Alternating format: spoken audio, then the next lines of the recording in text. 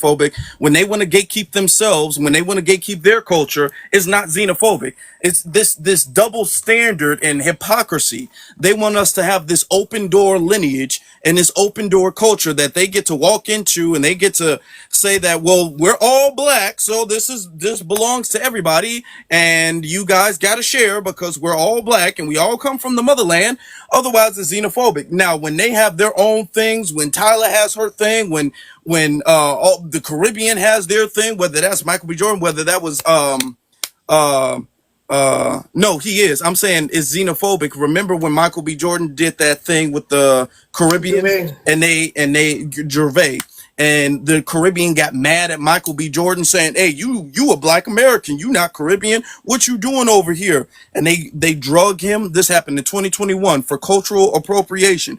We used to get drugged for cultural appropriation. I remember when the Black Panther movie came out, they were mad that the main character, Chadwick Boseman, rest in peace to him, had a African accent, and they was all like, "Hey, why don't they cast an African to be Black Panther? Chadwick Boseman, he's not African. Why do they have a Black American playing an African?" I remember that. I also remember when Eddie Murphy, who's a Black American, when he came out with Coming to America 2. That came out in 2022, I think. Yeah. Yeah, right? And they was all like, "Man, all of these African stereotypes and y'all fake African accent and y'all this, y'all that." I remember when Will Smith, I remember when Will Smith was casted as the doctor in that movie called Concussion. I forgot the doctor's name, but it was based off a real story. He was a real Nigerian doctor. I remember that. And they was all like, "Oh, well, Will Smith is not Nigerian. His accent sucks. Why is he playing that? Why don't they get a real Nigerian actor to play this role? There's so many Nigerians who could be playing this role. Why they get?" I remember that, and they was upset about that. Now when it comes to, because they understand that there's a separation. Yeah. All right, they understand that there's a difference, a big difference.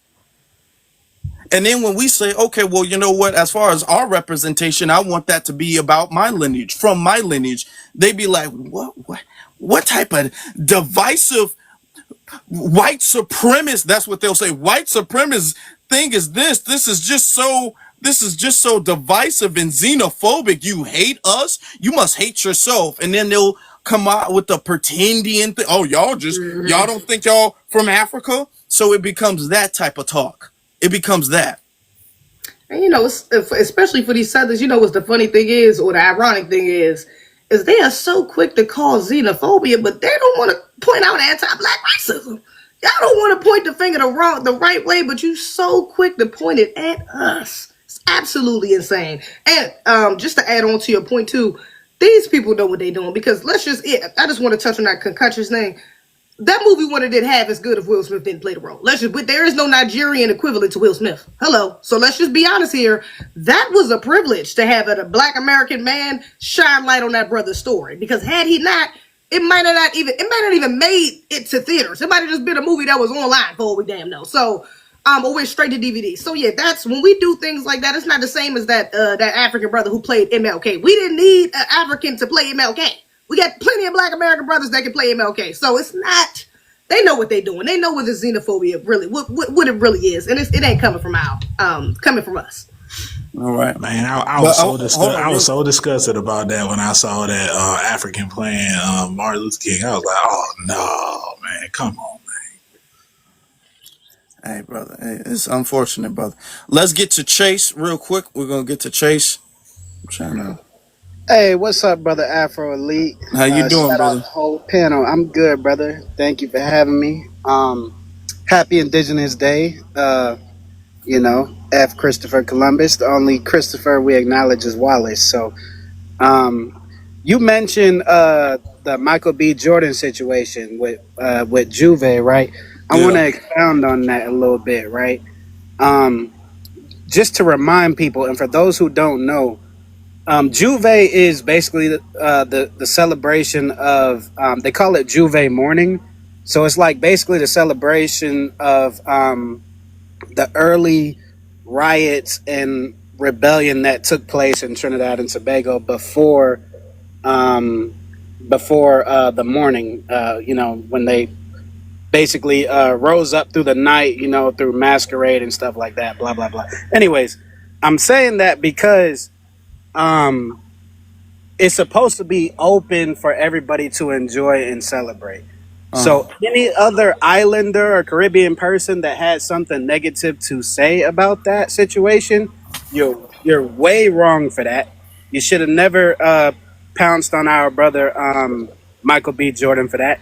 And furthermore, if we're gonna talk about who's being xenophobic, scared of other people from other countries, it's them who really have the phobia because they only want YT people to partake in their culture, right? And I'm gonna give you an example. Every Labor Day Eastern Parkway in Brooklyn, these people pay the city of New York to have Caribbean Carnival and Juve celebration. They're paying the YT government This is the to most be able boring to have line. this carnival, right? They're If it's paying. boring, why'd you request to speak, ma'am? What the hell, Leontay? This is the most boring live ever. I just want to let y'all know that. You Trolls. okay? Oh, All right, come this on is. now, come on now. And I'm this is so exactly what we're glad. talking about when we stand on Foundation Black American Business. Here they go. Oh, this is boring. I hate it. Go ahead, brother. Go ahead. Brother Don't let them Afro, bother you.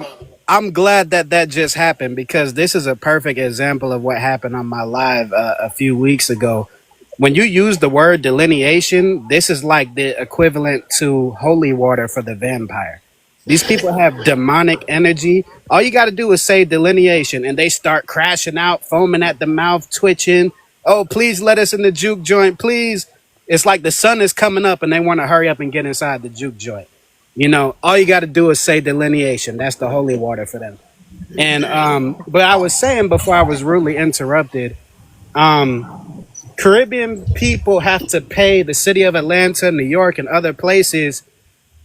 They have to pay the YT man to have Caribbean Carnival and Juve. So why is it okay for the YT man to make money off of Caribbean culture, but you have a problem with foundational Black Americans making money off of Juve? Huh? Can anybody Yeah, explain but that to The me? money to white people, it's the seat. They're paying the money to the government, sir. Yeah, so if the government was black people, they pay it to you. right, but it's not. So, and it Right, hasn't but ever been. So And they're not but doing it they're in their not own paying it to country. white people. They They're don't they not don't doing care it in who's their there. countries, which is the black they government. do. It could be Okay, but anyone. It wasn't with them. that being said, let's let him close his statement, and then we'll get to you. Yeah, so All my right. point is, and you could Google this, man. We could go with actual facts of history. You Google how all of these carnival corporations started. They had to go to the YT man to pay them to be able to have their Juve and to be able to have Caribbean Carnival in whatever city we're talking about, whether it be Atlanta, a Memorial Day, or Eastern Parkway, Brooklyn, Labor Day, right? My point is, foundational Black Americans should be able to make money if you are truly not xenophobic, right? Don't try to crash out on Michael B. Jordan just because he thought the culture was cool and wanted to use the word Juve. You know what I'm saying? Ain't nothing wrong with that. Michael B. Jordan should have been able to make money off of that with the liquor, and it was gonna be a bomb liquor, but you guys messed it up. Y'all tethers. Y'all are the Well, true xenophobic. Y'all are the true xenophobic ones because y'all fear anybody that is from another country. That's why Kai Cenat doesn't want to be quote unquote just a black person, but he wants to cosplay a black person, a black American when he's over there in Sweden. So keep that same energy. Don't be cosplaying foundational Black Americans when you go over there to wait, Sweden you think and you Kaiser getting that clout. No, represents okay, the I'm race? gonna let you land. Let's get to you real quick because in a Yeah, I'm second gonna we pass about the to mic. change a lot of this stuff up. So, what's his name? I don't even know how to pronounce your name. I don't want to mispronounce it. Moose Musasia. Asia, Moose Asia. Musasia. Okay, go ahead. All right, where are you from? Where's your people from? Kenya. Okay, hmm what's on your mind? Yeah, delineation isn't xenophobic. Like I see no issue with like I actually like is it Monoleo? Like I like that. Like I like the Sulan thing. Like I think it should have been done a long time ago to differentiate. But what is xenophobic isn't the delineation itself; it's the rhetoric, right? So you can say we're delineating, but everything else you're saying after that, if it is xenophobic, it's xenophobic. Like, Okay. I'm I not mean, saying what you're saying is. I'm not. I don't even know what you personally say, but okay. Well, if you're what do saying you something that's xenophobic, what it's are things xenophobic. that are what are things being said that are xenophobic? And excuse me, I'm just putting my charger up, plugging my charger up. What are the things being said that are xenophobic? Okay. So to that dude that just talked point, he said that Caribbeans are paying money to white people. If they're paying money to the government and corporations, they're not paying it to white people. It's the government and corporations. If they were in Asia, they'd do the same thing. If they're in Africa, they'd pay it to black people. Like the the person in the seat just happens to be white. This is America. At the end of the day, we can't No. act like we can't act like black people You like have it, like it's not like they're avoiding the black people who run half the government. Like, no, they're just paying the necessary people. do you feel It like is what that's it do is. you Like, feel that's like the reality. you feel like that's xenophobic? What he said? You feel like even if it's incorrect, you feel like that's xenophobic though? Yes, because it's like purposefully ignoring the nuance of the No, what is situation, okay? right? Can you give us your definition of xenophobia? I mean, it would just be the fear of ethnic people, other ethnicities, yada yada yada. Is Just that what he hateful expressed? Is that did he prejudice. express a fear? Even if what he said, and we're just gonna say, even if what he said was Yeah. xenophobic or incorrect, even if that, which technically, if they're white, they're white. You know what I'm saying? They're part of You the making it government. They seem are like No, they're but government not white because society. they're yeah, a part I'm of the not. I'm government. not. I'm not But I'm saying. saying, I'm not. hold on, Yeah. but Yeah. brother, I'm saying though, I'm saying Oh, someone said I that was a is that popular lady. xenophobic to say that they are paying white people. That's xenophobic. No, that's not But you, xenophobic. okay, What he was but saying by saying that we would rather pay white people that's xenophobic, because you're making an assumption to paint a bad picture, right?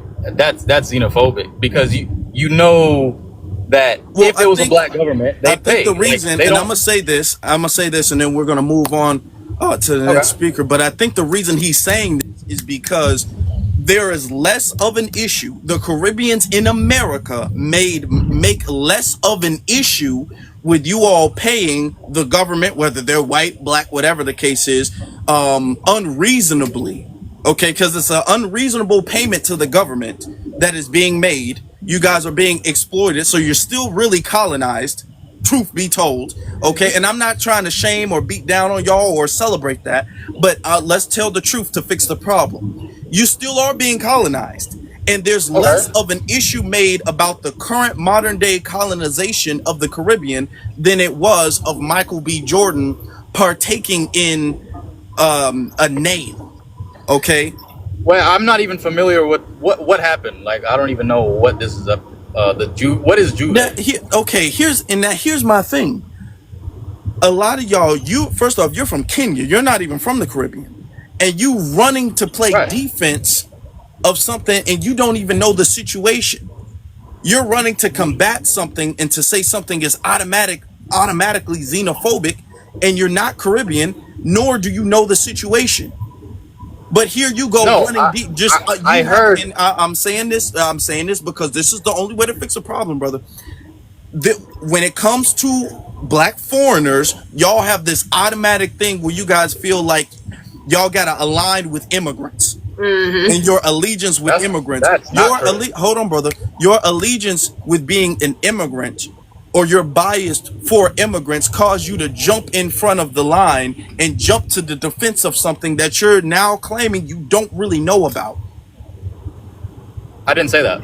But you just That's what you called what did. he said, xenophobic, and now you're saying you don't even know about what it is. No, because what Michael B. Jordan did is immaterial because I got the gist, right? You said that they didn't want to involve a black American, but they want to involve white people, right? So I got the gist of it. Obviously, the particulars. I don't know exactly what happens in Sir, Carnival. I'm just arguing the respectfully, logic. respectfully, you should be quiet because you don't know what the hell you're talking about. No, but I I'm do. telling you, I'm It's the telling logic you, of the situation. I'm telling you, as a bi-ethnic, foundational Black American and Trini proud, right? My father's from Trinidad. My mother is foundational Black American. Trace my roots all the way back to the 1500s in this country, before this country. Long story short, what I'm trying to say is that Okay. you have to pay this government, whether it be Atlanta, New York, wherever, Maryland, Boston, ask anybody from the Caribbean. You have to pay that government, that local government, to have Juve and Carnival celebration. You have to get those parade permits and stuff. You're But going to everyone the has to YT. though. Hold on, Well, what's your point? you don't Like, understand because I'm trying to explain to you. And I'm just going to say this one last time and then we're going to move on because you purposely misunderstanding me. I'm not, You have to pay the and you know government. that, Sir, you have to pay the YT government. right? But If that's that's the not what I'm. case, then why is it a problem for Michael B. Jordan to make money off of Juve as a foundational Black American? That is true xenophobia. When they have a problem because they want a pocket watch, that's another thing that these Tether clowns do. They pocket watch foundational Black Americans. Tyreek Nasheed is making money, nigga. Afro Elite the next I one mean is that's making money, okay. nigga. Host, that's xenophobic, though. Look. Okay, hold on, hold on. Okay, I well, mean, we're gonna put a pin. We're gonna put a pin I mean, in this, and we're gonna let some of the other speakers go ahead. Okay, because all we right. got something. We Yeah, got I some learned. good for y'all coming up very soon. So let's get to 100 Wello, and then we're gonna get to public. Public, don't leave this time because you be in the chat room kind of going off. So I want to hear what you have to say. 100, you got it. Hi. Just How you listening doing? to the chat and everything. Very interesting. Very, very good. Thank you for hosting.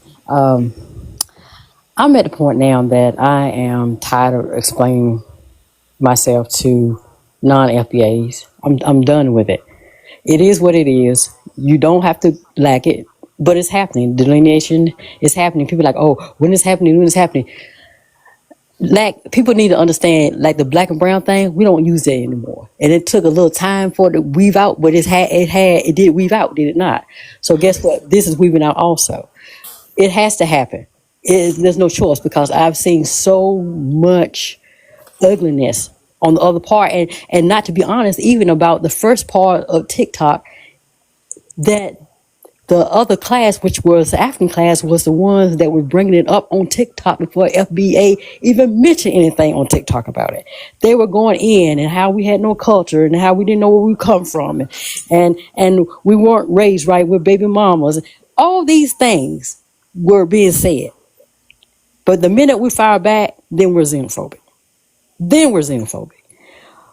We've opened our arms to Well, every single. I'm sorry. well, the Africans No, have you would keep also. cutting people off, dude. Stop doing that. No, go ahead. Go ahead. What you want to say? Say what you say. No, because we gotta keep the room going, and he keeps jumping in. But see, and that's the thing. It's the fact that you feel that you have the right to interject yourself into our business here says it all. It says it all. We have never and have never ever gone to another person's homeland and interjected ourselves, our ideas into your government, into your way of life, into your culture. We respect these things. But for some reason, all of you guys feel that you have the right to disrespect us. And the fact that we're standing up and fighting back, then you call us xenophobic. So you don't get to dictate the response you get. When you attack somebody, and let's be honest, the attack came from y'all first. It had been coming from a long, long time. Long time. We respond, you don't get to tell us how to respond to you. That's how that goes. You're just gonna deal with it. How it comes out. And if it comes out hateful and wrong, then guess what? You asked for it. That's all I have to say. All right, all right. Appreciate that. Thank you. Now let's get you public. All right, I don't know what she was rambling about, but to go back Where to you Kaz when he said where are we're you from? supposed to, Where are you from, dude? Where are you from? oh, I'm from Atlanta. Where's your family from? My parents are Trini. Okay. Case in point. Okay, so what do you have to say? Because you've been Yeah. asking to come up for the last couple of Oh, lives, so you must have a lot to say. no, I didn't really have too much to say. I just wanted to know what exactly does delineation mean. But actually, before I get to that, though, I want to talk to Kaz. Right, he mentions that Caribbean people have to pay the YT man in order to have carnival. I mean, that's for any event. If you want to rent out a street to film a movie. If you want to rent out a stadium, you have to Before you pay the address person that, who let me owns ask you it a to rent it question. Let out. me ask It's you a like, question as a Caribbean person. Let me ask you what are your thoughts on what transpired with Michael B. Jordan? I don't care. I really don't. I don't Do you know. think that it was fair Who or cares? divisive? It doesn't matter to No, me. do you think it was divisive?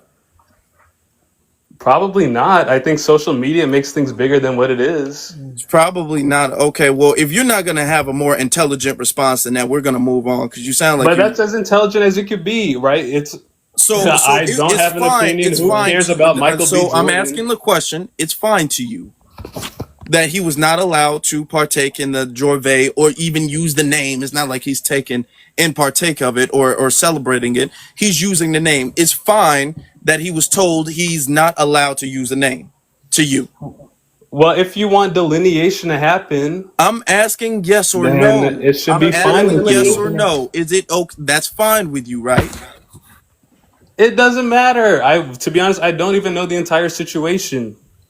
That's the issue. You're talking about events that most people don't even care about and using that as some kind of evidence to delineate. It's like people in real life are not talking about Michael B. Jordan using Juve's No, name. no, It's like no, it's no, no. It's propaganda not stuff. about. It's not about using it as a excuse. We can delineate for whatever reason we want to.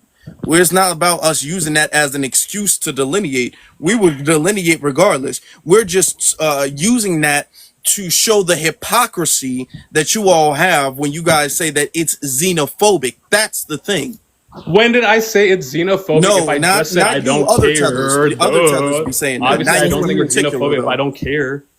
Well, it seems like you don't care about anything, so we're just gonna have to move on. Then, how about You that? seem a But little I know blue. I care about a lot. I care about I coming can't tell, so I we're care gonna move about on. kumbaya, my lord. You gotta sharpen up on your troll skills, baby. You weak. Okay, so Let's we're move gonna on. get to basic. Weak as hell. Basic, brother, you got it.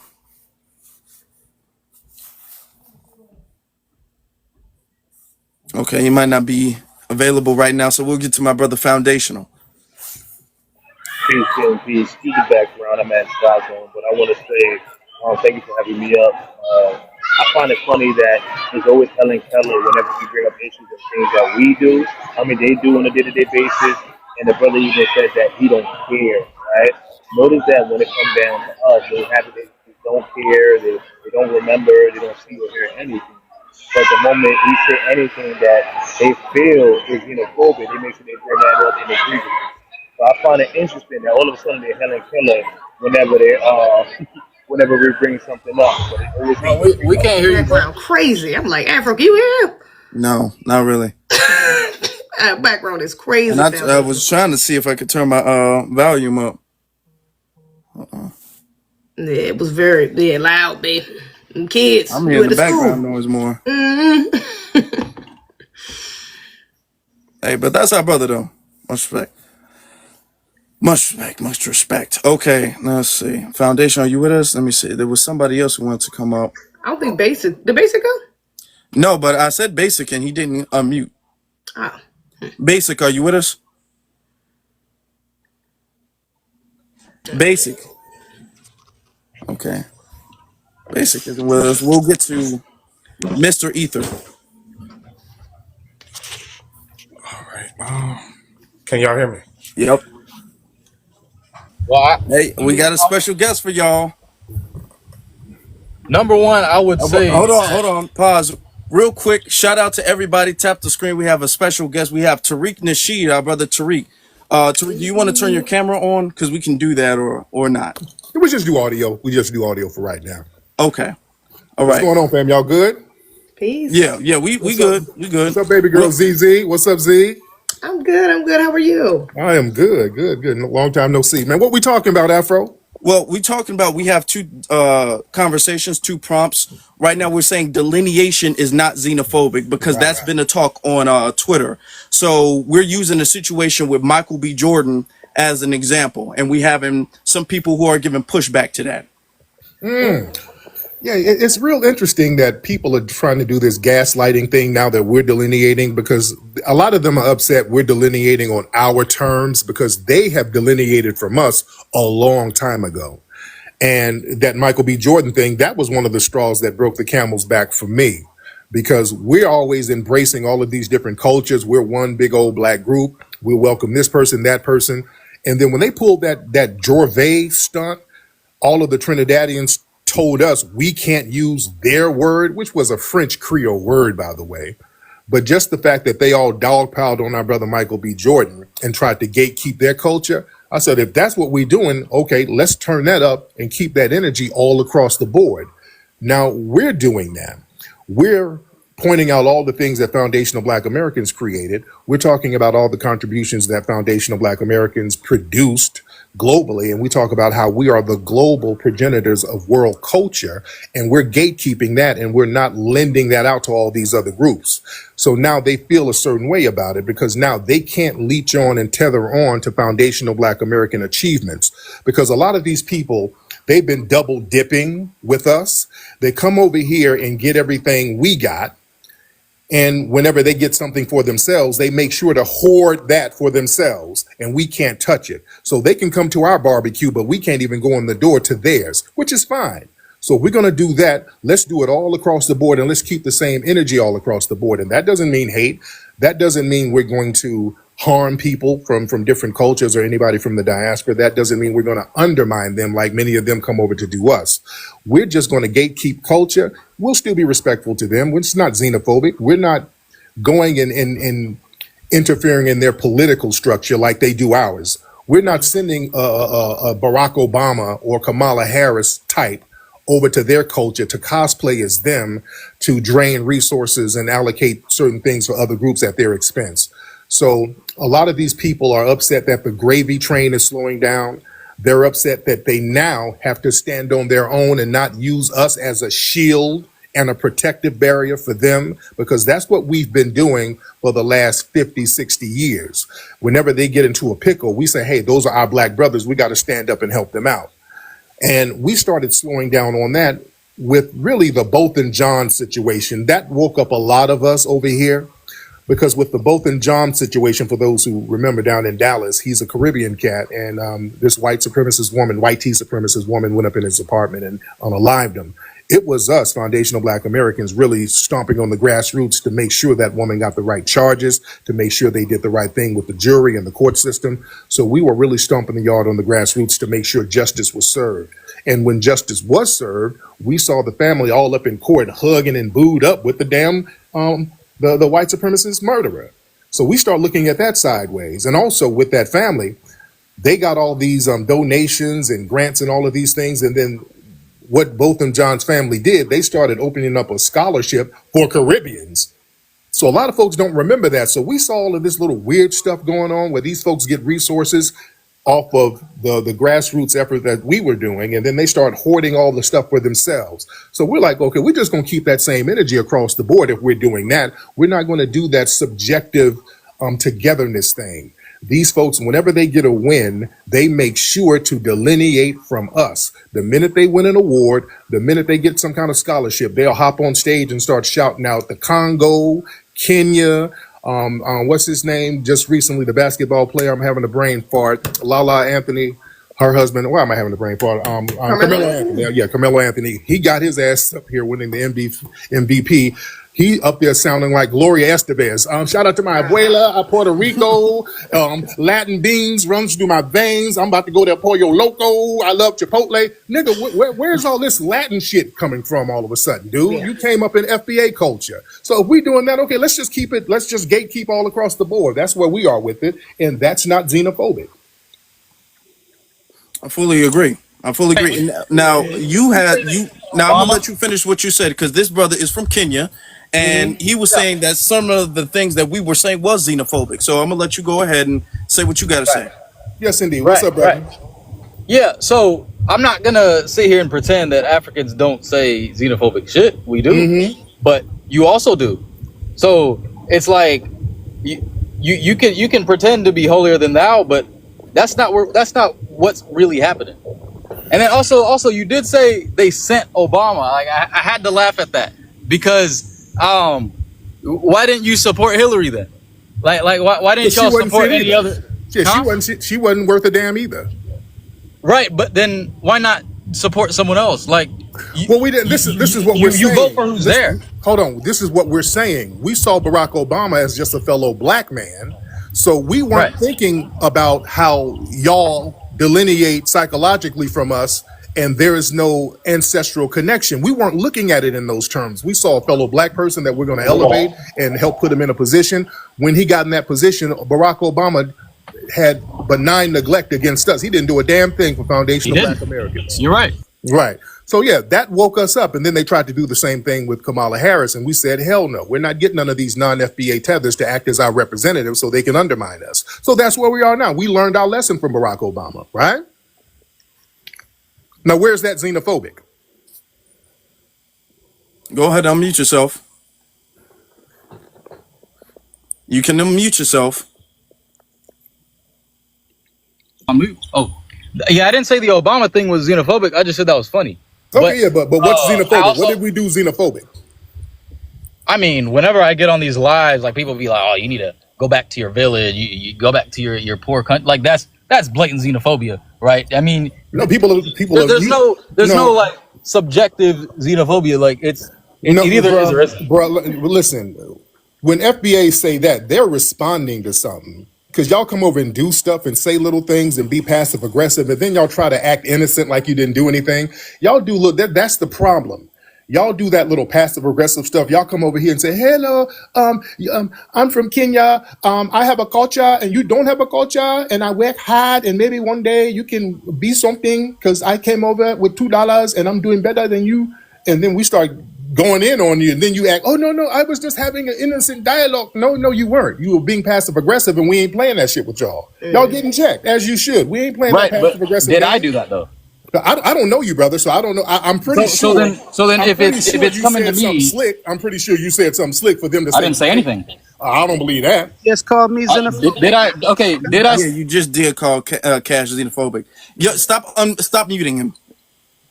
Go ahead, let him go. No, it's another mob, but go ahead. Yeah. So I'm saying I joined this live. I didn't say nothing xenophobic. I didn't say nothing. I even said I support the fact that Sulan is a thing.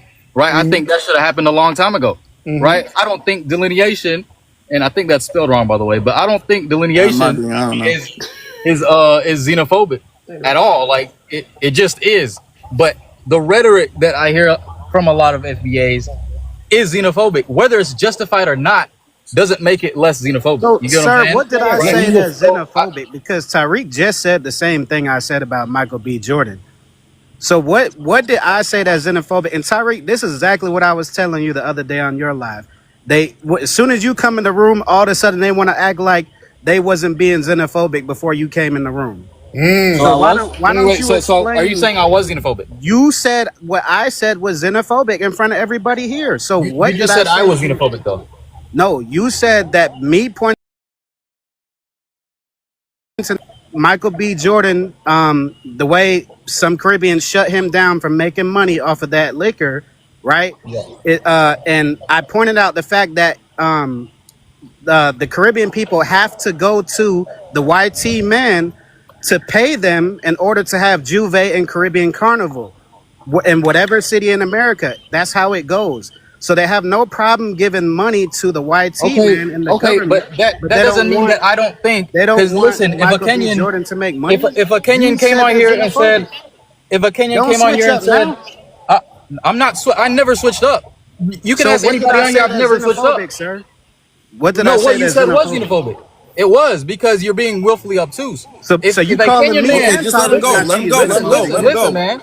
If a Kenyan man came here and he was like, "Oh, let me make Crenshaw liquor," that's xenophobic. Like he shouldn't be able to do that, bro. I don't think that's like both things can be true. Like I'm not saying we're not xenophobic. But the I'm thing saying is what that that is, first off, huh? y'all do that. That's what No, happened with okay. Name Essence the Festival. African that Look, came here and made Essence that liquor. Festival. Hold on, Essence Festival is a perfect example of y'all doing Exactly. exactly that. Okay, Yeah. and you dealt with them the same way they're dealing with that.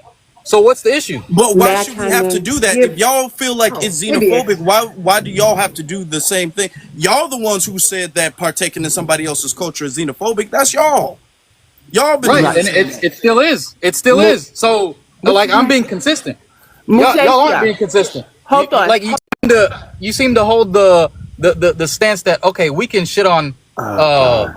the Trinis for getting on to Michael B. Jordan, but whenever like they did it to us, like we have now the will and the ability to shit on them. Like that doesn't make any sense. Okay, You, land your you got to be plane because I consistent want to both say ways. something to you. I want to say something to you. Africans are actually in New York. Jamaicans are actually in New York making soul food. That is not your cuisine. Okay, And and then they shouldn't some do of that. y'all are renaming it. Is that xenophobic? Yep, it is. Right. Wait, no, So it's please not tell your people to xenophobic stop because because they're messing up xenophobia our has to good do. name in New York. People think we can't cook because of y'all. Can I Well, I respond? mean that's subjective. Okay, I'm gonna let That's you go ahead and subjective, but I respond. didn't Then we're say it's gonna not move on. We xenophobic. got to move the conversation. All right. Yeah, but she made a very good point because the last time I was in Brooklyn, I saw a quote soul food place. I went in there and they had some Egusi chitlins. I said, "This ain't no goddamn soul food." That is kind of funny though. I would love to try that. But no, like we can't. You got to be consistent all the way around. That's what I'm saying. Like if one thing's xenophobic, then it's xenophobic. If it's not, it's not. But you can't hold two different standards for two different No, people. I no, think we're it's not. We Exactly. appropriation, not what we're not xenophobia. doing that. We didn't call what y'all did with Michael B. Jordan xenophobic. We just said, "Damn, that's how y'all moving." Okay, Right. cool. But it And is. then But we it just is. did what It doesn't y'all mean it's doing. not. Y'all are the Mus- ones who are crying about folks being quote unquote xenophobic. Right. So No, no, that's no, no. But appropriation. you. Isn't that Okay, appropriation? just because That's you guys either way, weren't saying Musasia, it. because I came in the room, you was yapping. Right? Hold What? on. So I think that you don't understand the word xenophobic. I think what we're No, I think trying I to say understand is it. I think I appropriate. understand it very well. Sir. It's prejudice. Okay, see. I use my mute button, right? I use my mute button. So stay on mute. Appropriation, vulturing, those are the words. Xenophobic is something different. So I think we need to use the proper words. No, So but yes, they can fall under Africans, xenophobia. Caribbeans, Latinos, everybody is just appropriating and vulturing off of foundational Black American culture, Well, okay, especially in with New York. Michael B. If That you has Jordan to wear listen, change. Okay. if protecting. you Oh, go and put chopsticks in your hair, that's appropriating. It's also That's Nicki xenophobic. Minaj. I'm not It's Nicki Minaj, okay, sir. and she's Chill, xenophobic. Sonny. So like like That's not like I'm okay. Okay. Stop. xenophobic. All right. That's not. like That's just not because you don't think it xenophobic. means something doesn't mean that. See, you're trying to be so smart that you're looking Putting stupid. No, chopsticks in no, your that's a hair is projection. I don't You're think looking that. really stupid. That's see.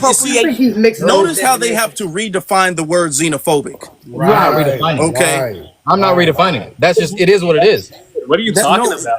What the hell? putting chopsticks in your hair or dressing like somebody from another culture is not xenophobic. African immigrants in New York cannot be xenophobic because they are not the citizens of the country. Xenophobia is when you are against immigrants coming into a country. So how could It's That, African okay. it's That not immigrants it's that be ain't not it. limited to that. xenophobic? No. It's not limited to that. No. It's So not limited to that, Let bro. let Tariq go ahead from and yeah, respond to because public. yeah, because the problem is not just an immigrant coming over; it's a person coming over, undermining us and doing slick, scammy stuff that they did back in their homeland. That's the issue we have. We don't have a problem with immigrants who's cool. We don't have a problem with nobody. We're the ones who help you get over here. We You say can't. you We don't can't have be a xenophobic. problem Some with. a lot of y'all do though. Be honest. No, You just said you Be come over everybody here honest. and get was. checked. No, no, no, no, Be no. be You honest. get When checked. I You grew get up, Everybody's not talking about. when I grew up, I used to Nobody hear cares about clicking. Michael B. Hey, Jordan. everybody can't What are talk you at the people same talking time. about? Everybody can't do that because then nobody can be heard. Yeah, somebody will be disconnected. We got to keep saying that. Right. So yeah, we're not xenophobic towards anybody just because they're coming over here from a foreign place. We were the ones helping you get over here. You wouldn't be able to get over here if it wasn't for foundational Black American activism. Let's be But clear on that. that's not true for this generation though. What Like, the don't hell you act like mean? y'all weren't in school making fun of the African kid. Like, we can't do that. Like, Dude, be no, honest. That's what I'm saying. everybody, you Be got honest. roasted, dude. Everybody gets everybody gets clowned. That's Bro, a part of our but culture. that's Everybody gets but roasted. that's a product. Okay, but that's a product of what the parents view. Like, you can't act like it just. Oh, this 5-year-old woke up today and said, you know what? I think Africans are down You here. got roasted, dude. You got roasted like everybody else in school. I didn't say I got roasted. Oh, I didn't say that. I'm just saying I saw so the what are you African talking kids get about? roasted. And don't tokenize nobody else. Use your own experience. Right. What's your It sounds foundation? like Well, it's I don't deal in Americans do to anecdotes though. you? I don't deal in anecdotes. Maybe you do that, but I mean, I'm just saying that that's a nationwide thing. Like, Okay, so I Africans want up you to until mute up. recently. I want you what to mute up. nationwide Go thing? ahead. Xenophobia, what xenophobia did the kids, how can kids be xenophobic? Let me ask you that. What? Do you, What can wait, kids do that are xenophobic to other kids? wait. So are you saying a kid can't show I'm bigotry? asking, I'm not No. saying anything. I'm asking what did high school, middle schoolers do that was xenophobic to other middle schoolers? I mean, they're just saying the shit. They're just saying xenophobic Saying shit. The what? same Okay, way a saying white what? kid What can say saying racist what? shit. African booty scratcher. Oh my We goodness. called how each was I other gonna say that. We Stop, called stop each being other dense, that. bro. Stop. Wait, ain't you the? Hold on. Aren't you like the leader of the FBA thing though? Now, here we go. Oh, here's No, tether lies. There it goes. no, Tether lies. hey, my Don't You're mute a leader up. of a no. I just speak. Everybody- I just speak. Tether lies. Yeah, how you gonna be Stay the on leader of a mute. lineage? Huh? Stay How on you gonna be a leader of a lineage? Give Tyreek a chance Now to you're being answer. dense. Now you're being dense. You're like at the forefront of it, right? How am I Charlie being Kirk's not dense? the leader of It's conservatives, your lie. but he's How at am I the the leader of a forefront. lineage? I ain't at the forefront of nothing. How I are you didn't the say leader you're of the a leader of a lineage? lineage. Stop being dense, right? I said Charlie Kirk isn't the leader of conservatives, but he's at the forefront, No, he's right? not. No, he's not. He's Oh he's boy, a white supremacist that they he's not the elevated forefront. because he got martyred. He's not the forefront. Exactly. No, he He's ain't. not the forefront. No, he's Turning not. Point Never. USA He's never isn't at been. the forefront. Never. They're not sponsored by conservatives. Stop it, bro. You're just saying stuff. Now you're just lying So and trolling what out. have I said that's wrong? Yeah, I'm a leader of anything. That's a lie. No, you're at the forefront. No, Are you I'm not. No, now you're changing it up. You're changing your lie. You said leader, not forefront. Now you're changing your lie. You got caught lying. That's why we delineate, because y'all lie too much. What's the difference? No, it's the same shit. No, it's not. I'm not I'm not either. If you're at the forefront, you're a leader. No, I'm not. The point is, most Black Americans do not agree with FBAs. Some consider What you themselves mean? African Agree with what? Americans. What you mean agree with what? What Themselves agree as with what? Conservative Americans. Agree with Every what? Black person is not saying the same thing. Agree with Right? what? You're Some xenophobic Black- nonsense, No, man. Agree with what? hold on. Everybody can't talk at the same like, time. yeah. You said most Black Americans do not agree. What is there to agree or disagree with, public? Right. I didn't say most Black Americans don't agree. I said boy, most these are not tethers? FBAs. Most do not consider themselves FBAs. You They said don't consider don't. agree. themselves You said do not Americans. You said agree. agree. Who are Cherokee, who are Inuit, who are Iroquois, Navajo, Seminole. They're not doing powwows, praying to totem poles. What are They you believe talking they're about? Africans who came from a ship. What? This is tether babble. What is this? How was that tether babble? I'm ain't saying making no most, sense. most Black Americans are I bring that African down, too. Americans. They consider themselves African. How many times y'all say tether a day? Be honest. Well, how many times did I say it already? 7? Okay, tether. That's 8. But yeah, you just babbling. Say it again. Say it again. Say it That's again. just tether babbling. Yeah, Wait, yeah. how am I There's no babbling? I'm leader. speaking directly Only to the people point. talk. Most Black Listen. Americans are not FBA. Do not follow the FBA movement. No, it's a lineage. So even Am you I don't have wrong? to wake up. It's a lineage. Am I wrong? Hey, Yes, you are. hey, y'all be safe. I got a dip. FBA is a lineage. Catch So y'all you boys can't. later. And FBA is something you don't join. And what is the lineage? Tell me the line, the lineage. From Non-immigrant. where? You Where come- did these people come from? Non-immigrant. No, if you are Exactly. So non-immigrant, you believe Black Americans are indigenous to America? But okay, yeah, whatever all that other shit. I just told you what I said. If you have you're Do you black, believe that or not? If you are black with a non-immigrant lineage, you're FBA. That makes sense. did It's the- that simple. So did the Atlantic slave trade happen? hey, Were they not They're not If immigrants? you are black, He no trolled. matter how you were on It's this not a land, troll. It's a clear question. No, and it's Where a did clear they come answer. from? It's You a said clear they're not answer. immigrants. So where did they come from? It's a clear answer. We're not immigrants. We didn't come from immigration. That's all you need to know. So where did you come Everything that from? doesn't matter. That's not a clear That answer. doesn't If that's matter. all I need to know, No, you're not because answering now my it doesn't matter question. because you're Like, babbling now because you've been debunked. you didn't debunk anything I if I'm did asking debunk a you, sir. question. What are you If talking you're a about? non-immigrant, you are FBA. If you're a black person who's non-immigrant, by definition, you're foundational black American. Are It's that Black simple. Americans African? Do they have No, African that's lineage? They inconsequential. come from West That's Africa. irrelevant. That's irrelevant. This person is I Trinidadian, mean, by the way, so you Uh know. huh. He's so Yeah. you see, All of they that, yeah. always Y'all want band to go together. back. See, they want to start going back when it comes to our lineage. We have to start digging back 10,000 years and all of that. No, we ain't doing all that. No, I'm not it's talking real about 10, simple. 2,000. I'm talking about a few It's simple. hundred. No. We were here a few hundred years. We were the foundation here. How about So before that? don't matter. Where were you before It Trinidad? does. It does. No, That's it So are you doesn't. the No, point it I'm African doesn't. trying to No, it make. Trinidadian? doesn't. Most No, it Black You doesn't. identify Americans are It not that? doesn't. FBA. It doesn't. Don't What follow difference the does it make? FBA No. movement. What difference does it It make? matters. No, it doesn't. It matters. Of course it No, it does. doesn't matter because History we're not matters, immigrants. Tyreek. We're not Tariq. immigrants, sir. We're not you. We don't have a fleeing bloodline like you. I'm not an That's what that immigrant. means. I was born and raised here. You're a tether. You're an anchor baby, sir. We're different. My And I hear parents that were here before I was born. accent I in his can't be an voice. anchor Because they baby. anchored you here. They fled from Trinidad to anchor you here. We're I different. was not the anchor. Let me I tell don't you have that. fleers. You're anchored. I'm foundational. You see how that works? I just said I'm not an anchor baby. You Your are. sibling is.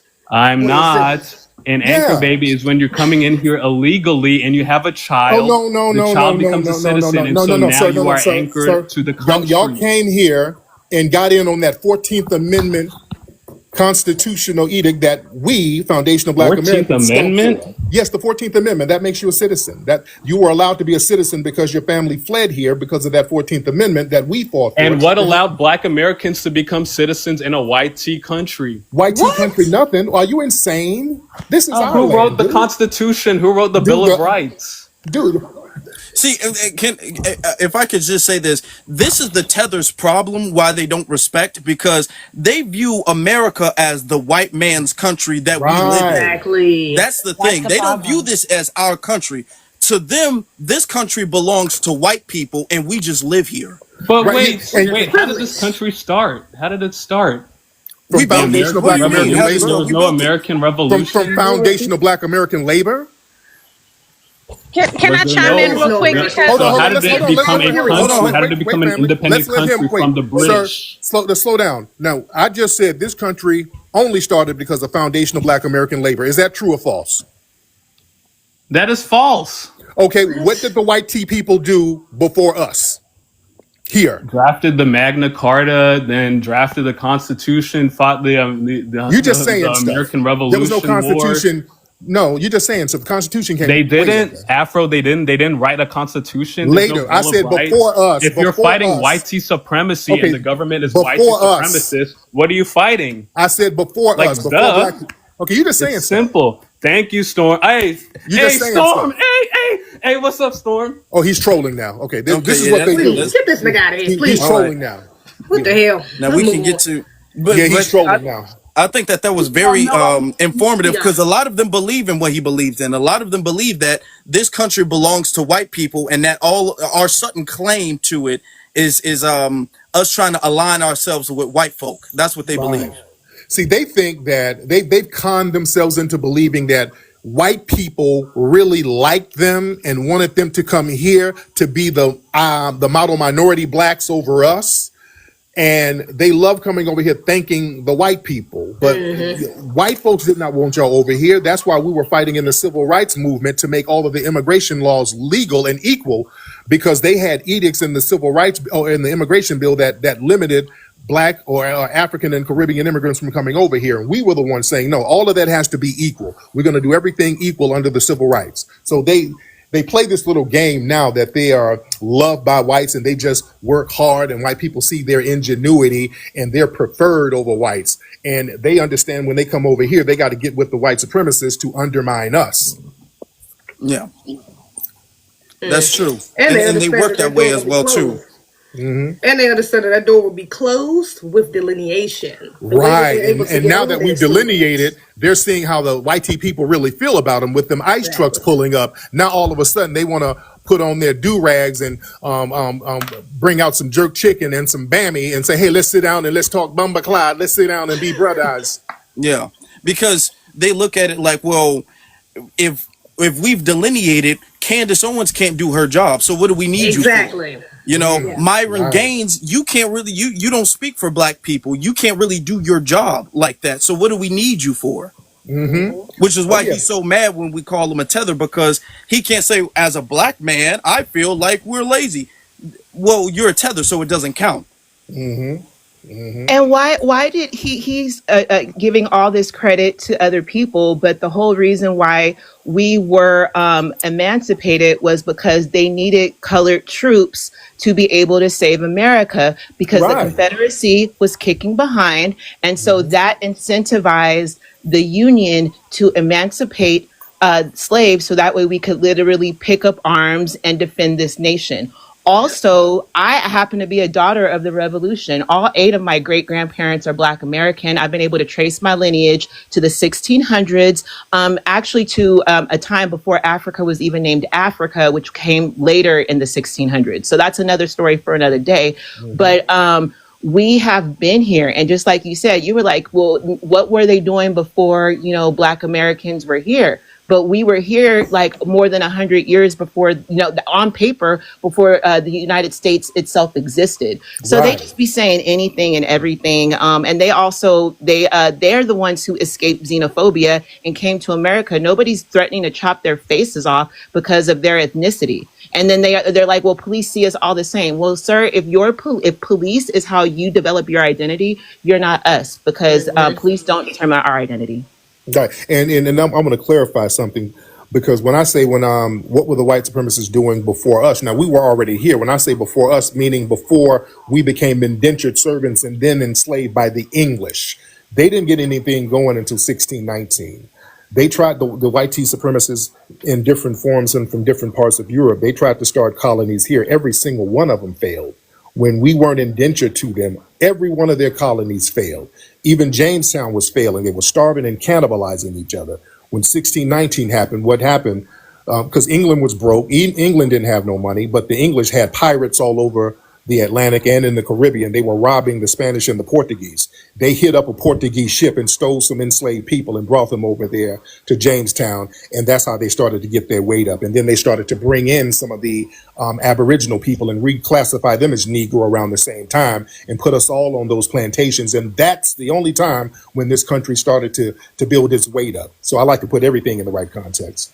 So Tariq, so that means that it was black hands that were tilling the soil and making the food, and Yeah. all of the stuff that Everything. the actual resources. That's what you're saying, right? Yeah, absolutely. Everything. Yep.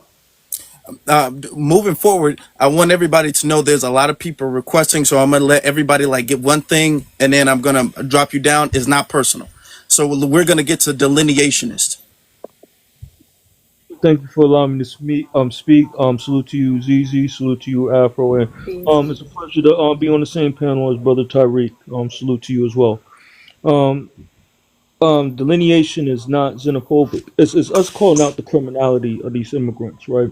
And just hearing the conversation on the panel from somebody talked about how they were impersonating blackness, impersonating that they're Black American people, getting resources, cultural appropriation. These are criminal behaviors, right? And people have a problem looking at Black American people as victims when we're being attacked, when we're being taken advantage of. And when we call these things out, then they want to counter it and say that we're being xenophobic. No, we have a right in this country to call out behaviors that are dangerous and that are detrimental to our well-being. We have a right to do that. And a good, prosperous nation will allow their citizens to do that. And for them to deny us those basic rights shows how diabolical these tethers really are. The anti-blackness, the anti-Negro, and just all the above that they have against our community. This is why I said that they're criminals. This is the reason why the ICE truck is around, picking them up. And you start reading their jackets, they got all types of nasty, diabolical things. We wondering why there's 300,000 women being abducted. It's not just all white tea folks. It's some of these melanated folks too that's out here doing the dirt as well. And we have to be very honest and real about that. So this is the reason why delineation is very, very important. It's the criminality that they have brought to our community and have even fudged the stats that we're engaging in things that we don't do. We don't do money laundering. We don't Right. do organ harvesting. We don't do trafficking and stuff like that. We don't do those things because that's not in our culture. But they come around and throw those jackets on us, but then they want to delineate when they get a college degree. Man, they need to get back home ASAP because there's going to be real people on them because of the harms that they're doing to our elders, to our children, and to our loved ones, and we still haven't gotten answers for it. That's Let me why build. delineation is important. Let me build on that, brother. Another thing, because you brought up some real good stuff about that criminality. Because they come over here. Let's be real. They talk about working hard. They got all types of scams and crimes and schemes. And you notice they come over here and get busted in large numbers. It's like it's always some diploma mill where 40, 50 people done got busted. Some type of fake medical degree scam that they done got busted for. They always running some COVID PPP loan scams. It's always just dozens of them getting arrested. And I want y'all to understand something. When these folks get arrested, you think they ain't cutting no damn deals with the feds and the alphabet folks to be able to stay over here?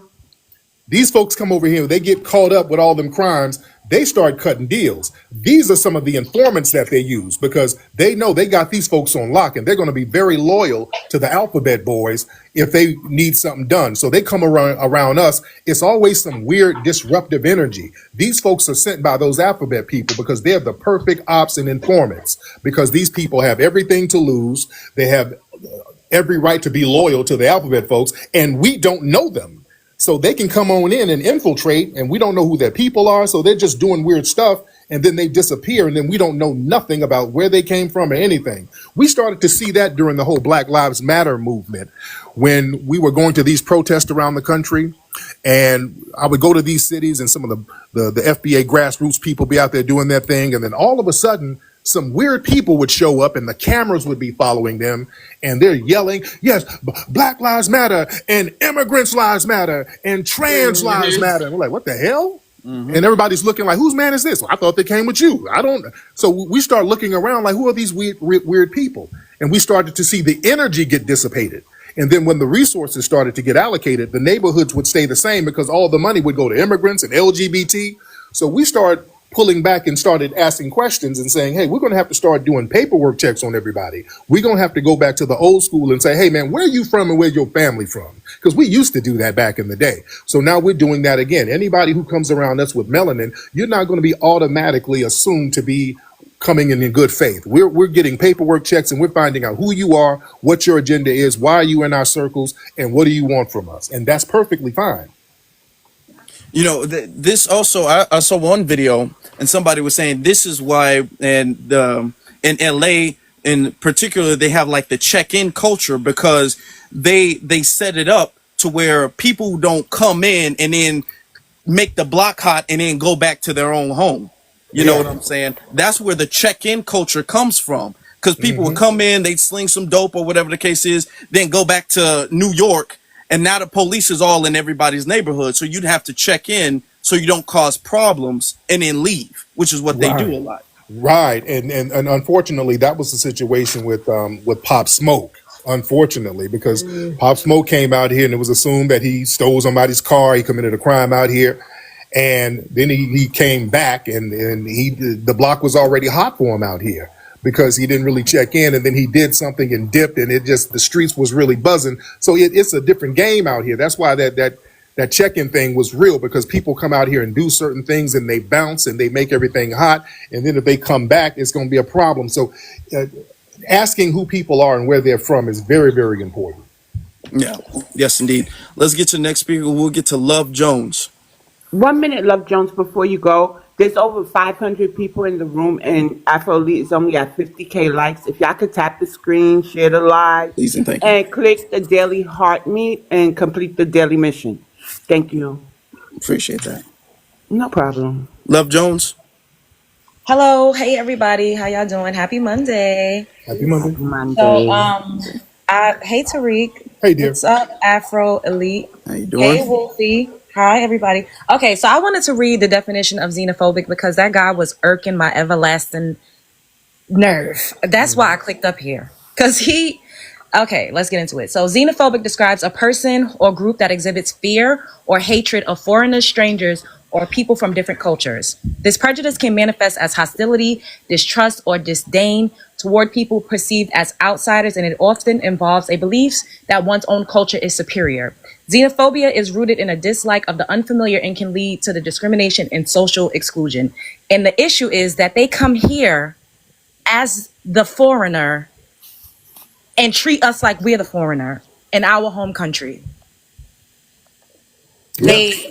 That's the issue. Like, they act like we're them and they're us. They keep trying to destiny swap. How do you go? I would never go to Jamaica and look down on them and tell them they lack education, brag about my homeland, wave my flag, and then get mad because they don't want to fight for me to stay there. Like, the math don't math. It makes no sense. Well, it does for white tea supremacy, Yeah. because that's white tea supremacist logic, honestly.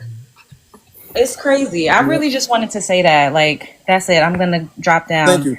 I see some of your content sometimes. I've seen some of that. So you got good content, sister. So keep it up. Thank you. Thank you so much. I appreciate that. Okay, bye. Thank you. I gotta follow that sister. I gotta follow her. Oh yeah, she makes good content. I've used some of that for my Check her YouTube out. actually. They be Uh oh. What happened?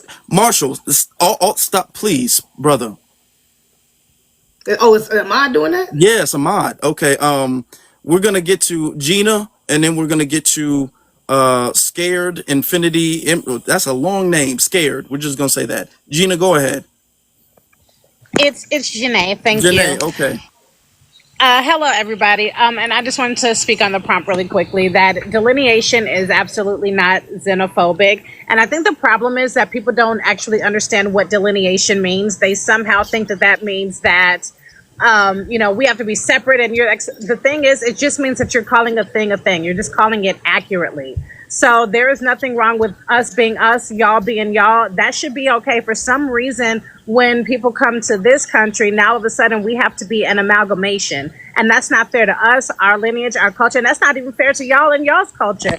And what makes it crazy is, especially for Africans, that they are upset about delineation is because in Africa there are 54 countries to separate and divide people into categories. And then within those countries there are separate tribes within each country. Right. So why is it all of a sudden when you come here we all have to be an amalgamation? That makes no sense. Like, discuss the unifying of Africa before you discuss trying to unify all black people in this country. Like, let us be us, y'all be y'all, and that should be okay. And these tethers, I understand why they do what they do, because let's be honest, there literally is no group of person that is rocking better than the FBA. So I understand why y'all want to be and say, okay, well, that's us. And like, you can even see on comments when you see FBAs like doing great stuff, they're like, oh, that's that African blood. Well, if it's that African blood, how come y'all ain't up here with us then? From one of these 54 African countries. It is us. And y'all want to be the main character and you are not. So I get it. I get having main character energy. But that's okay. And why don't y'all go to these Jamaicans and tell them you got to be African Jamaican? Go to the Haitians, tell them you got to be African Haitian, and every other group of black person on the planet. Go tell them to put that African quantifier in front of their name and leave us alone. Leave us be. That's it. And I land my plane. Thank you very much. Let Appreciate me that. add on to that too, because I think we honestly using the wrong word to describe their feeling towards this. It's not xenophobia, it's anti-blackness. That's really what it is. There's no way you Negroes could be this inspirational, this influential, this progressive, this innovative, and you're proud to be black. You can't. You got to Africanize. You got to be proud to be African. You got to bring it back. You have to move the credit back to them. The fact that we're not doing that is because of our blackness. They don't like that. It's an internalized anti-blackness. That's why I'm like, this is a side effect of white tea supremacy. That's really what it is. That's white tea supremacist logic, honestly. Right, and that's a very good point, Z, because I don't even like them using the term xenophobic, because remember on Twitter Space early on, a few years ago, when we first started going back and forth with these people, especially some of the East Africans, they would sound exactly like the white tea supremacists when they would talk to us. I mean, they would use the N-word with the hard ER. These are big forehead jet black people calling us the hard ER. Myron Gaines does that now, by the way. Yep. You know what I'm saying? So these people use the same anti-black rhetoric as white supremacists against us because they feel like they're just honorary Caucasians over there who are brought here because the white supremacists like them better, and they know that they're going to be a buffer. So they know that their job is to pretty much undermine us in order to get access to certain resources within the dominant society that they never really get, but they get fake accolades and fake props by denigrating us. And that's a staple of all of these melanated immigrants, to be honest. That's true. I've been saying this for a minute. I'm gonna say this, then we're gonna move on to the next speaker. That what they practice is really colonization. Yeah. This is what they practice. Like the Essence Festival is a perfect example of coming to somebody else's land, erasing their ethnic culture, and then replacing that with your stuff. That's colonization. This is what colonizers used to do. And then when we resist that, they say it's xenophobic. And you know what? When colonizers show up, the first thing they like to do is rename and redefine who the people are. That's what the Tether class like to do. Just like that Kenyan Tether, he's up here talking about a leader and a group and all of that stuff as it relates to our lineage.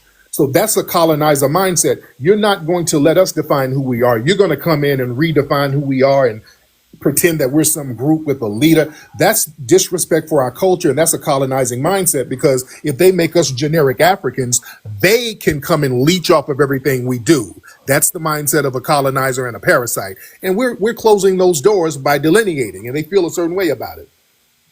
Yes, indeed. That's very true. Scared, are you ready? Peace and blessings. Afro Elite, I want to say thank you for allowing me the opportunity to come up here and share my peace of mind and my point of contention with the topic. I want to give some background of my lineage in this country called, this entity called the United States. I can trace my lineage back to the 1700s. I have a third grandfather. His name is Fox Glass. He is the product of slavery.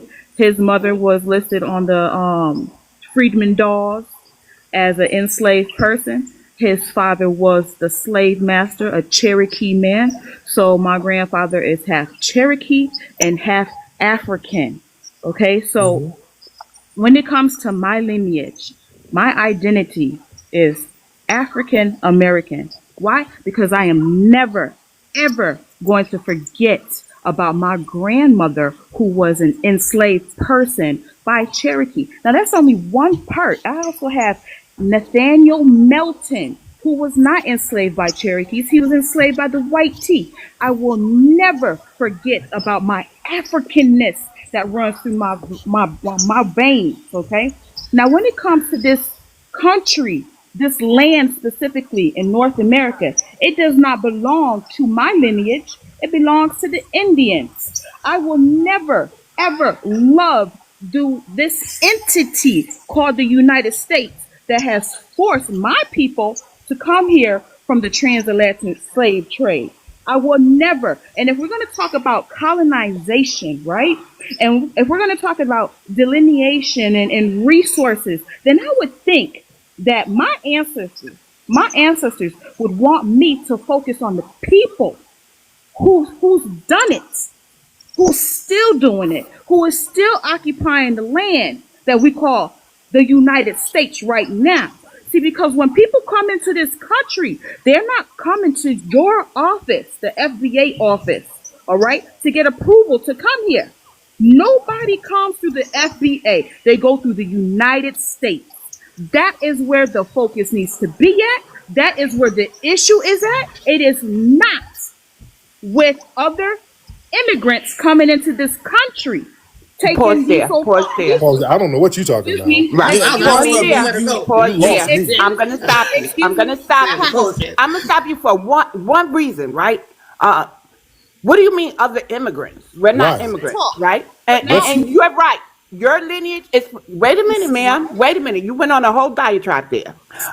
Your lineage is specific to you, and you can actually other yourself when foundational Black Americans are on state censuses and all that. You can write what you are in the other box while we identify as foundational Black Americans, right? So we are making waves, we are changing things, because you're right.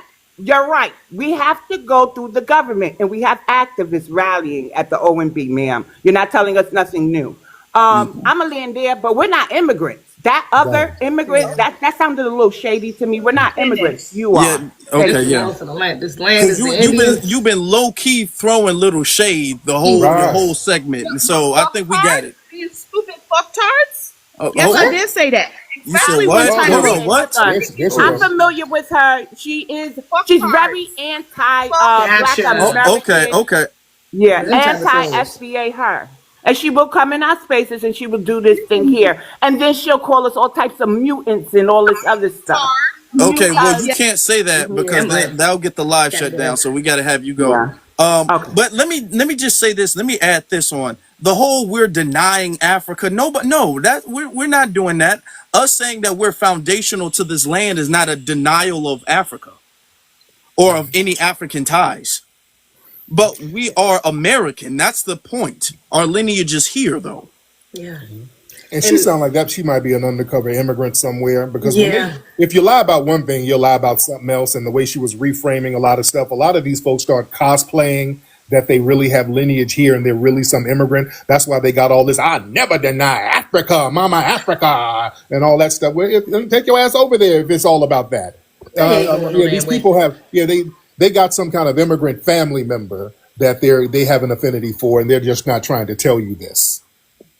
Yeah, yes, And true. just to add on too, they try to act like it's the worst thing in the world if we deny Africanness, but they Right. don't see a problem in us denying our American Indian heritage. What are we talking about? I've been here all my Right. life. My granddaddy Cherokee, my granddaddy this, my granddaddy, my grandfather.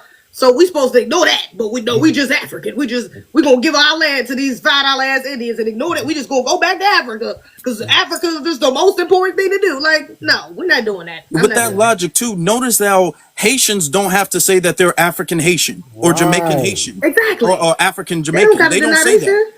Yeah.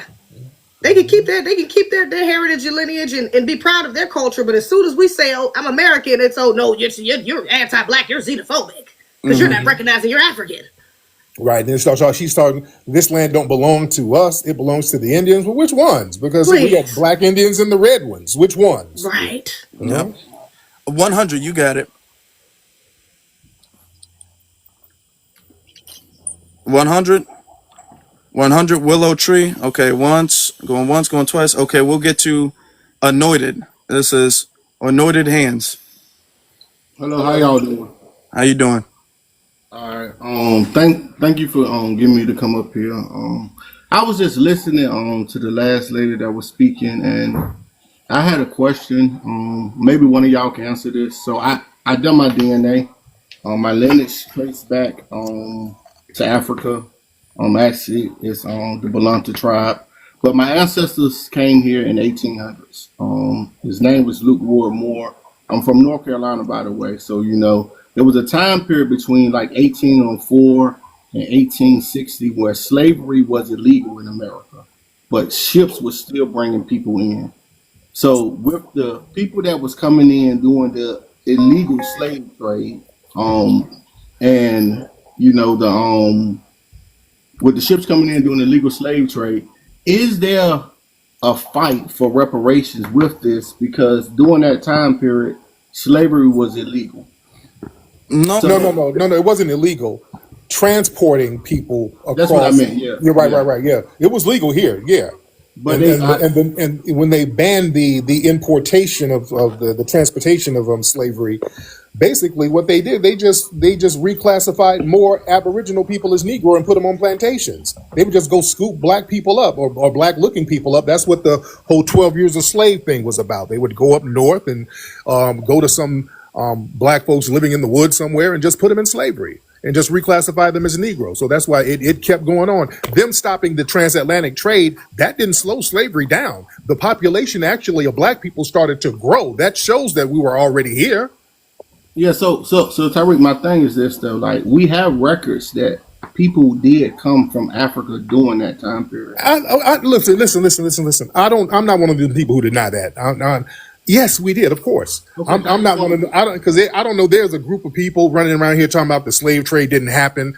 I don't know what that shit is about. You got people that oh no, it wasn't no ain't no the so-called transatlantic slave trade. No, we came on spaceships. I don't know what the fuck that is, and I ain't got nothing to do with it. Yeah, I know we came over during and when from Africa, and there were black Aboriginal people here. My argument has always been both groups were mixed together, and that became foundational Black American. It's that simple.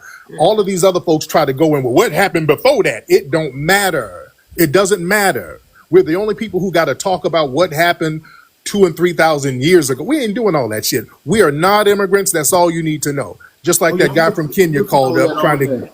yeah, I'm the with you guy on from that. Kenya. Well, before that, 1 minute how and far your 19. lineage go back? We ain't doing none of that. And y'all stop doing that because that's a time wasting mechanism. All you need to know if you are classified as black and you were on this land during the formation of the United States, by definition, you are Black American who is foundational. That's it. Okay, so Tyreek, my One question moment, is, anointed. I have a clarifying question. Well, you made an emphasis on after transporting the ancestors was illegal. Are you? And then you asked about reparations. What is that about? Because are you trying to say that you want reparations differently than everybody else? Because no, we're moving ma'am, forward as one no, band, one ma'am. sound. Listen, Okay, good. no, Okay, go just ahead. hear me well. I'm just saying, like, for the case of reparations, when it was illegal to transport slaves here, like, if you got documentation that your ancestors came during that illegal time period, you have a great case to bring up against the um United States of America Right. It because sounds like you're othering yourself. You want to Yeah. go say after, that right? again. Or am I Say that missing it? again.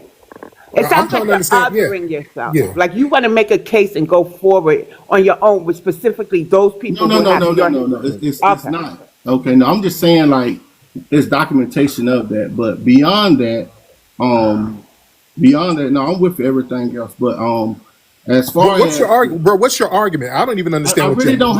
I really don't, like. I really like the argument. Really is I don't understand the separation aspect of it. As far as, but you clarified it right then with what you just said that you are not denying it. But it seems as if other people have took what you said from the very beginning and took it to the extreme. So you got some people on the extreme one side, and some people on the other side of the extreme. Okay, So it's separation from we're what? not Let's slow down. African. Let's slow down, brother. Separation from what?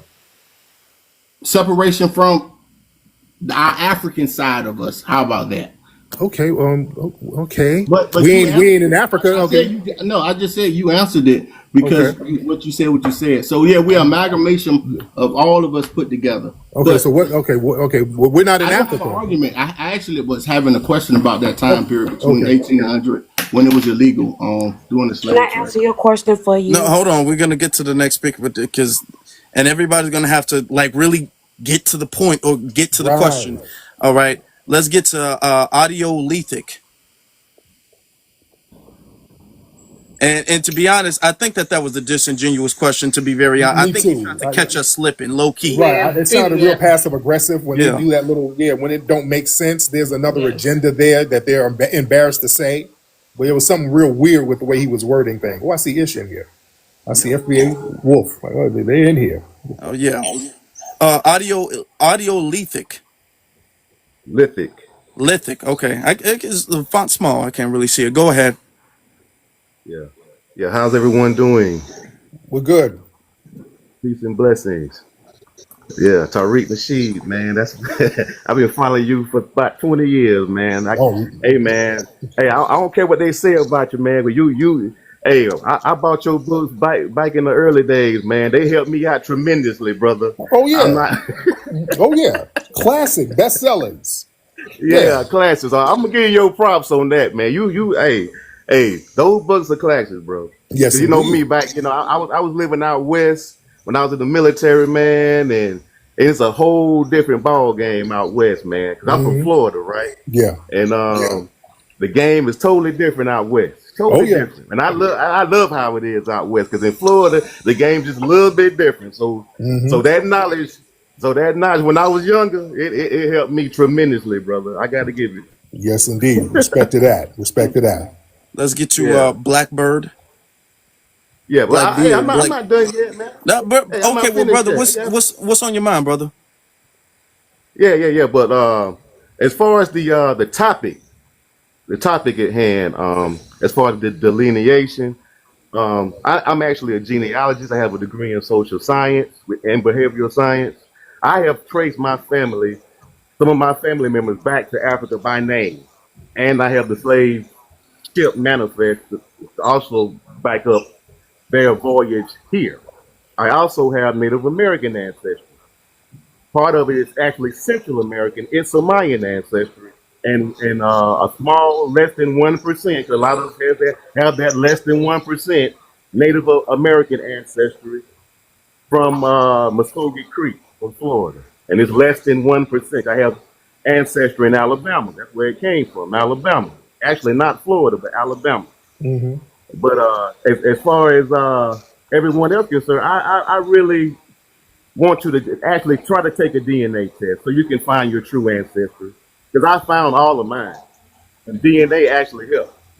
Well, which one You know did you what I'm use? Now saying? I Because you wanna, know a I lot of these want. guys Now is here's the thing. I want you gangsters. to get to. I just checked your page, dude, and you talking about how FBA's been pimped out by Tariq and all of that stuff on your page. So, so There why we don't go. you, why don't you tell the truth about why you really up Yeah, here? I mean, You it's tell. a pimping game, man. I mean, that's how it is. It's macking game.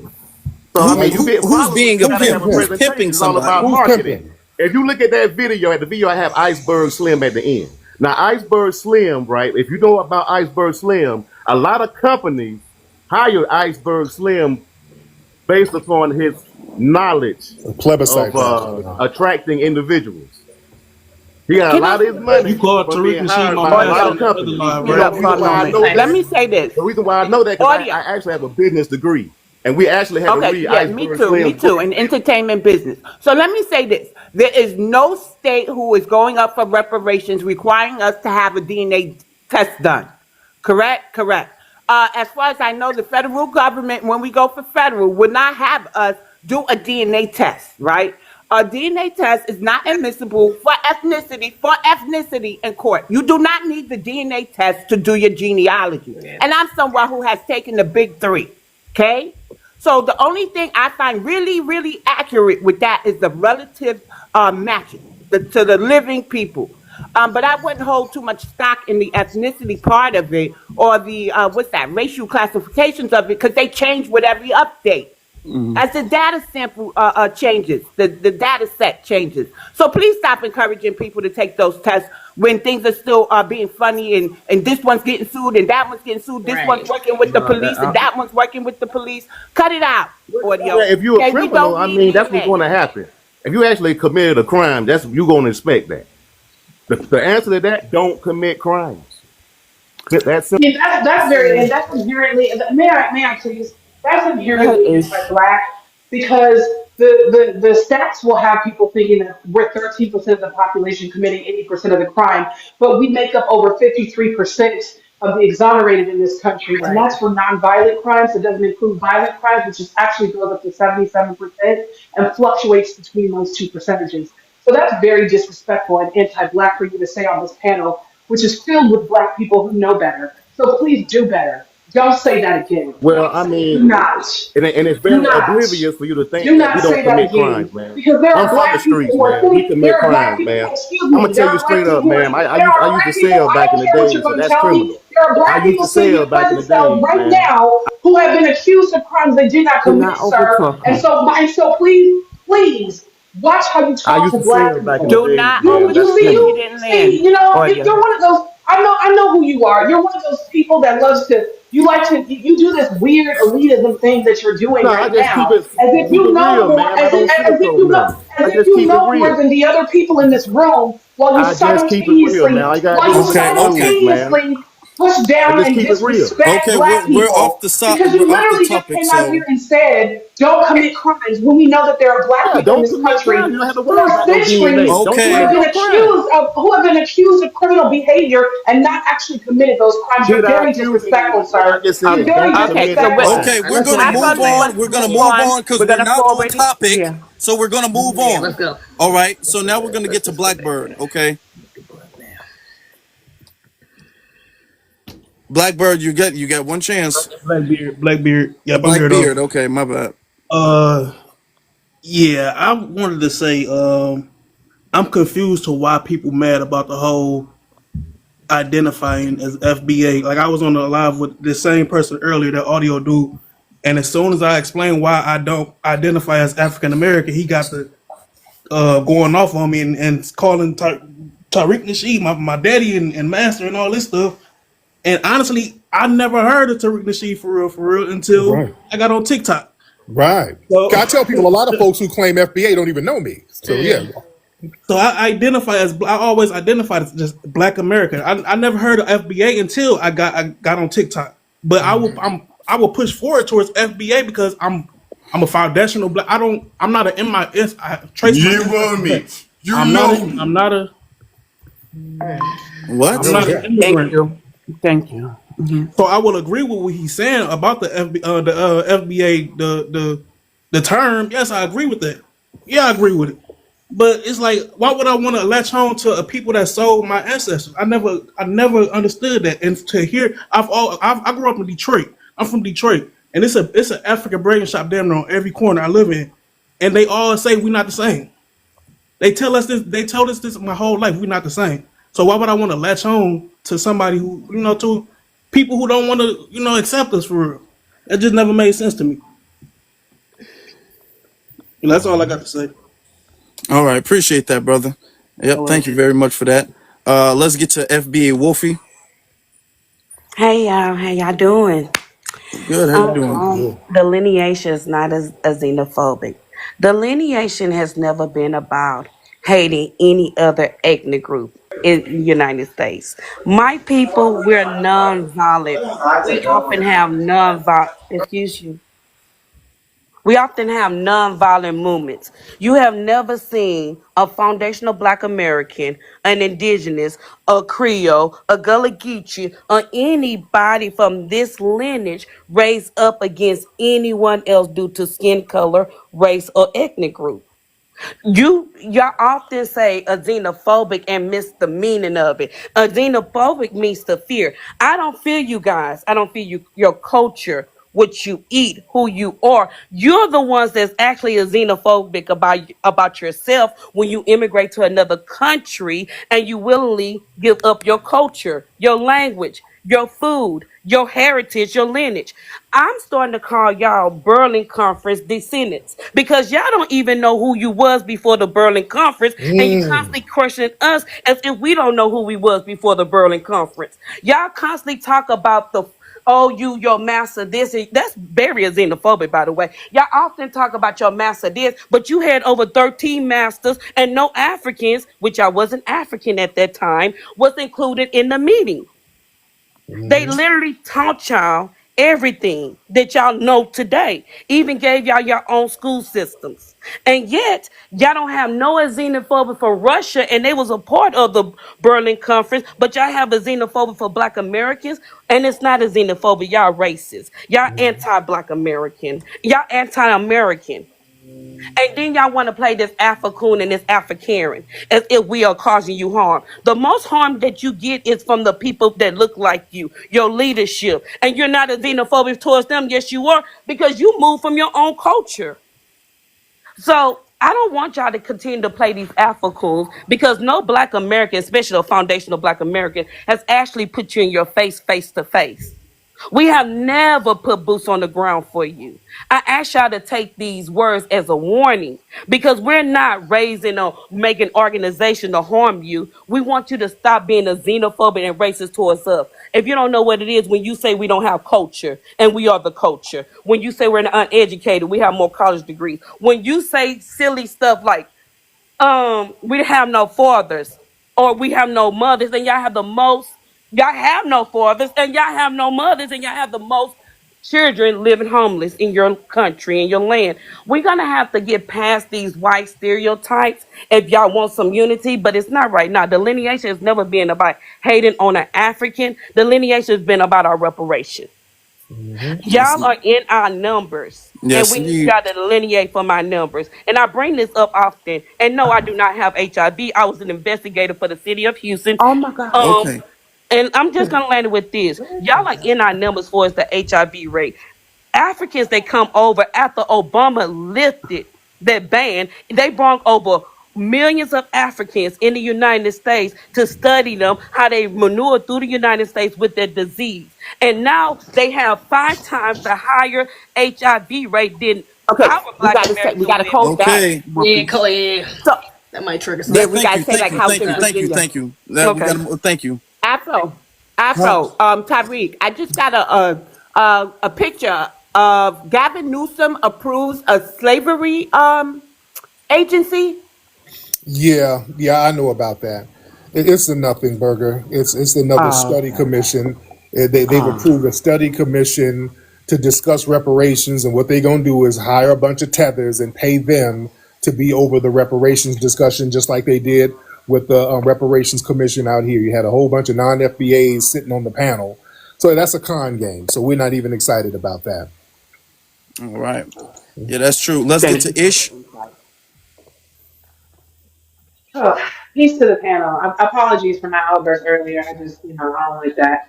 Peace to Brother Tariq, Brother Afro Elite, BX, Peace. Wolf, everyone on the panel. Lovely to see you. I'm so glad that you're over here. So glad. I was just on Leo's panel yesterday explaining how I'm just so glad. They're going to start crashing out like they do on Twitter. But anyway, to the prompt, delineation is not xenophobic. Yeah, no, it's not xenophobic. It's self-preservation. It's not deprecation. And I don't think that people really truly understand that. You guys practice delineation in your own countries. I can't go to Nigeria and claim to be Yoruba or Fulani or Hausa or Igbo or any of that. I can't claim to be Akan or Oromo or Tigray or any of that. So you can't come to America and claim to be a Black American. You just can't. You can't immigrate into the lineage. You can't immigrate into someone else's family tree. It just doesn't work like that. And the reality is, y'all are talking about you guys are African, you guys are African. You're literally using a colonial term that's not even a term that's indicative to what that continent was called to describe an entirely different group of people who live on a completely different continent than you. You're using YT verbiage to describe yourselves and other people. And I don't think that you understand how your minds have been colonized in that way and programmed in that way to do that. It's ridiculous. It's also hypocritical and insane. So please stop doing it. Delineation is about group economics, powernomics, as our elder Dr. Claude Anderson calls it. That's what it's about. And each and every one of you practice it. You practice it in your homelands, although not very well. And then you come here and you practice it. And so we're entitled to do the same. And I think that's what the issue is it's a lot of envy happening here, where people are just you're pissed because in true form and fashion, Black Americans not only set the bar, but we exceeded. And that's what you're mad about. Because in order for you to cling to our accomplishments, the accomplishments of our ancestors, those 50,000 plus patents, and so on and so forth, you need us to be African like you. But if we're not, you can't cling to that. And then the last thing I want to say, which is something I always say, Africa is a continent. It is a geographical location. It is a misnomer. It is not a race. It is not an ethnicity. We live on the North American continent. We are North Americans. We are Black Americans. And no, you cannot immigrate into our ethnicity. So please stop because the bell has been rung and the door is open. It is not being closed. This is not going away. And just as we told y'all 5, 6 years ago that you should probably get on board with Black America and stop talking absolutely crazy, and now you're getting deported and other things are happening to you, I'm going to tell you again, you should probably get on board with the Black Americans, but just know that at this time, you have to show and prove before we lift a finger to do anything for any of you, because that's over, right? There is no allyship without reciprocity and respect, and y'all don't have it. So until you do, we're not going to revisit this topic. I've landed. Thank you for letting me speak. Let me build on what our sister said. Let me build on this. Family, a lot of these people we're seeing now, they're lying about having lineage here. They're straight up lying about it because they'll lie and they'll say, well, they'll start the conversation off, well, my great grandmother was a slave in St. Louis, but I love my Africanness, and then they'll start getting into some troll material. They start kind of crashing out, and it sounds confusing. Well, if people will lie about one thing, they'll lie about something else. A lot of these people, they want the benefits of the lineage, but they don't want the burden of the lineage. And then when they say, like the woman earlier, she said, well, I want to call myself African American, not foundational background. When y'all start talking like that, that's a person who comes from some immigrant background.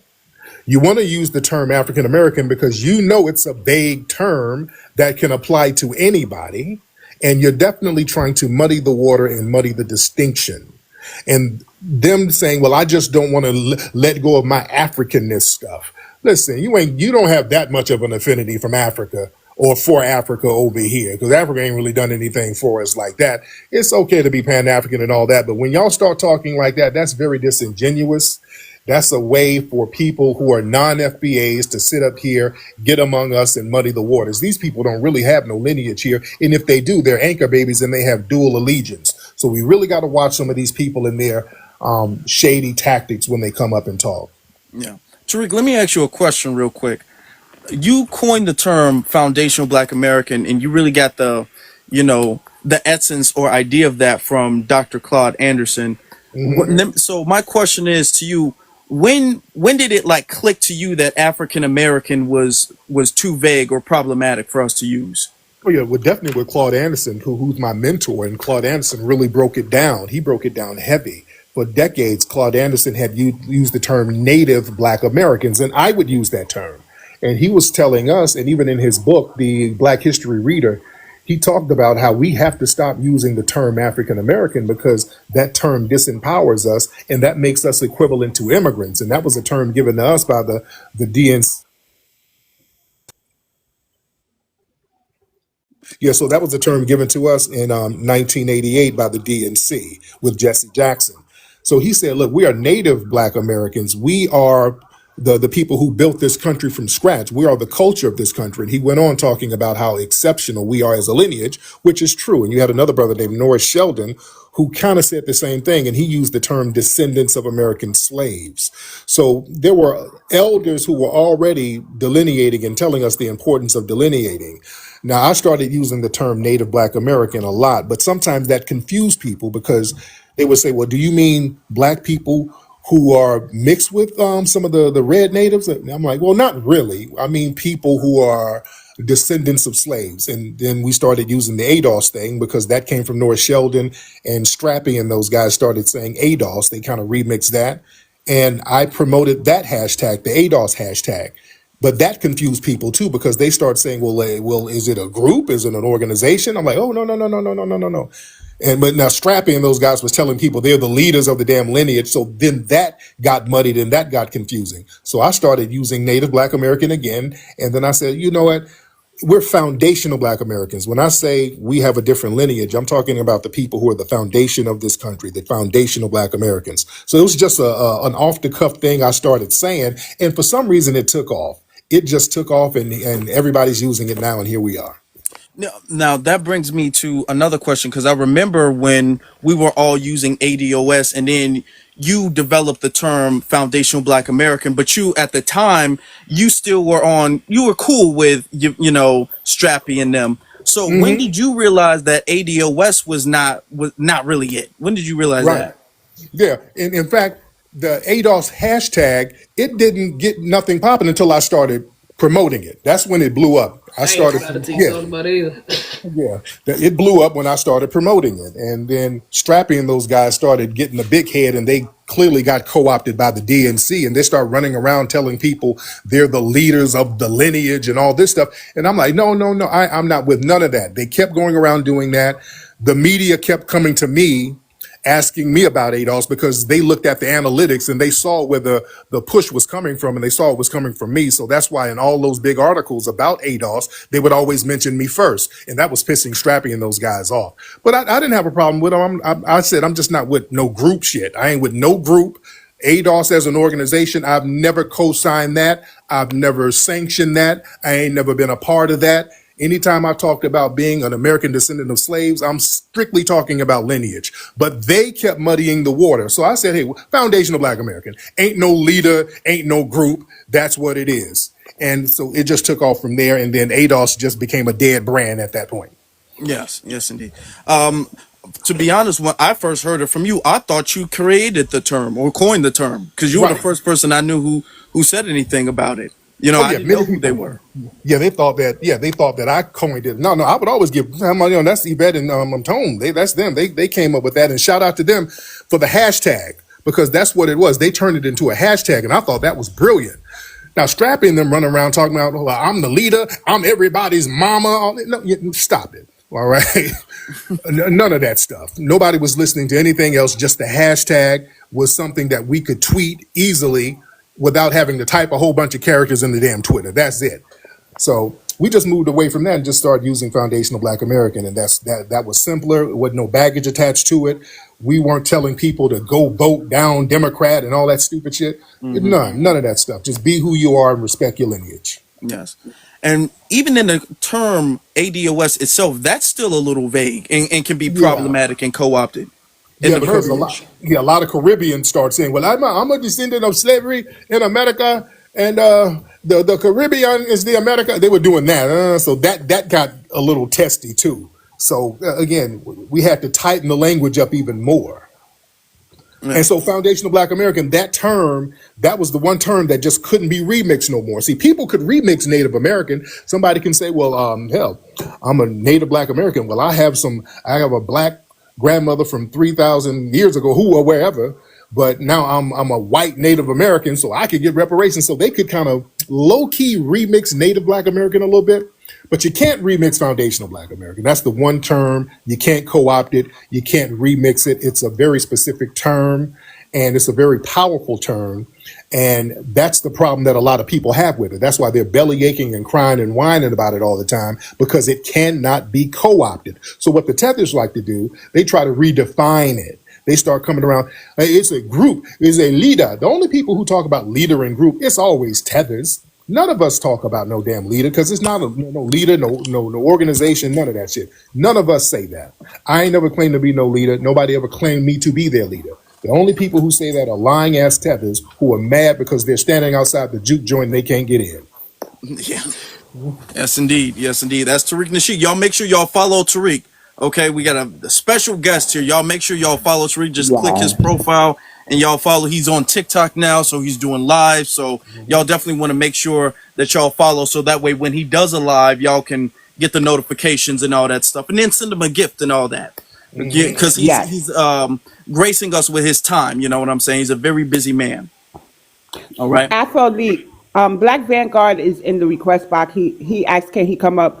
So I have a question for Tariq. Really, Yes, ma'am. there are people who want us to remove African American, like Obama did Negro, which I'm fine with, but they also want us to remove Black from our our ethnonym, and we really got to tussle with them from time to time. As FBA, what do you say about removing Black as our ethnic identifier? So what do they want to use? What do they want to replace it with? Original American. Now the red ones can get a part of that. See, we got no. See, we got to. The minute you say that, okay, well, some Mexicans be trying to say they're original Americans. They'll try to get into it. No. We can't do all that. We got to. It has to make sense. There's the white people have already co-opted the red Native American tribes. You look at those red Native American tribes, all the chiefs look like damn Meryl Streep and Justin Timberlake. It's already been co-opted. So no, that opens the no. Black is fine. I don't have a problem with black. Black is fine. We made black the term black as a ethnic identifier. We made that popular during the Harlem Renaissance. We showed people the beauty of blackness and how you can embrace blackness and attach it to something fly and culturally relevant and culturally significant. So we've worked hard to make black a thing. We made black beautiful. We in the 60s we had songs about how beautiful blackness is. So globally, we were the progenitors of blackness being a thorough ethnonym and an ethnic group. Now other people try to co-opt our black culture and identity when it's convenient, and they try to exploit it, and we can't have that. So that's why it's important to put the right monikers on everything. Foundational Black American is cool. All right. Yeah. And that's the Exactly. most perfect and solid term. Now we do have more people, so we're gonna get to Mary real quick, and because there's other people, a lot of other people want to come up. So Mary, Thank you. Thank you for letting me up. How you guys doing? I just have a quick question for Tyreek. Mm-hmm. So I was listening to this live, and they were, trying to basically speak negatively about FBA. I myself have been identifying that way since 2022, living Mm-hmm. in New York City, and it's a constant. Where you from? Where you from? Meaning like I'm Caribbean or something like that. Mm-hmm. But they were saying that you identify as a Pan Africanist. So I'm wondering if you could just clarify that. That okay. Tethers are the biggest pathological liars on Earth, system. Tethers are liars. I've never claimed to be a Pan Africanist. They came in here. That's a talking point that they have to say, well, look, he was a Pan African and now he contradicts himself. No, I never said we all need to move to Africa. I've never negated my Americanness ever. That's why you can't show them, or they can't point to where I was talking about I'm going to move to Africa and be a Pan African. No, never. But I have respect for Africa. The Tethers, they don't really have any gotchas. They're trying to undermine us and they don't have anything. So they got clips of me from several interviews I've done, doing radio interviews, giving props to Africa. So that's their gotcha. Okay, so you're proving my point. We've always shown respect to Africa. I show respect to Africa now. I don't have a problem with Africa. None of us do. Just because we are looking at and loving our own lineage, that doesn't mean we hate Africa. That's our whole entire point. Showing videos of me giving props to Africa is proving my point. We don't have a problem with y'all. We're just not continental Africans. We have our own ethnic group and we're respecting you. Respect us the same way. But what we show of them, we can show videos and images of them crapping on us all the time. We can show images and videos of them undermining us, them selling us out, the Candace Owens and people like that. That's all they've done. To be honest, we haven't benefited from them. And that's the problem that I have, because I'll give you props, but just like a family member, if you do something janky, I'll cut your ass off. I don't give unconditional love. If you're doing something, if you got too many people, cause listen, and there's some African brothers and sisters and Caribbean brothers and sisters who are cool. I love them. I rock with them. But if too many people are coming over here doing little janky stuff to us, now we're going to have to pull back and start getting a head count and start saying, okay, who's who before you come in the door. So yeah, what's love got to do with it? I love you, but it's not unconditional love. Yep. Thank you. Thank you Thank you. for that. Appreciate that. Let's get to the Tether Bureau. Afro Elite, what up, family? What's good, brother? BX, how you doing, Auntie? Tariq, what up, fam? What's up, brother? How are you? How you doing, ZZ? Salute. So real quick, I'm gonna just say, I'm bi-ethnic, right? My mother's from South America, Georgetown, Guyana, and my father is FBA, right? He's from Tallahassee, Florida. My grandfather was from Valdosta. But what I wanted to say is, right, I want y'all to pay attention because a lot of people who have been saying some very vitriolic stuff, they coming up on this panel and they fanning out and they melting like butter, right?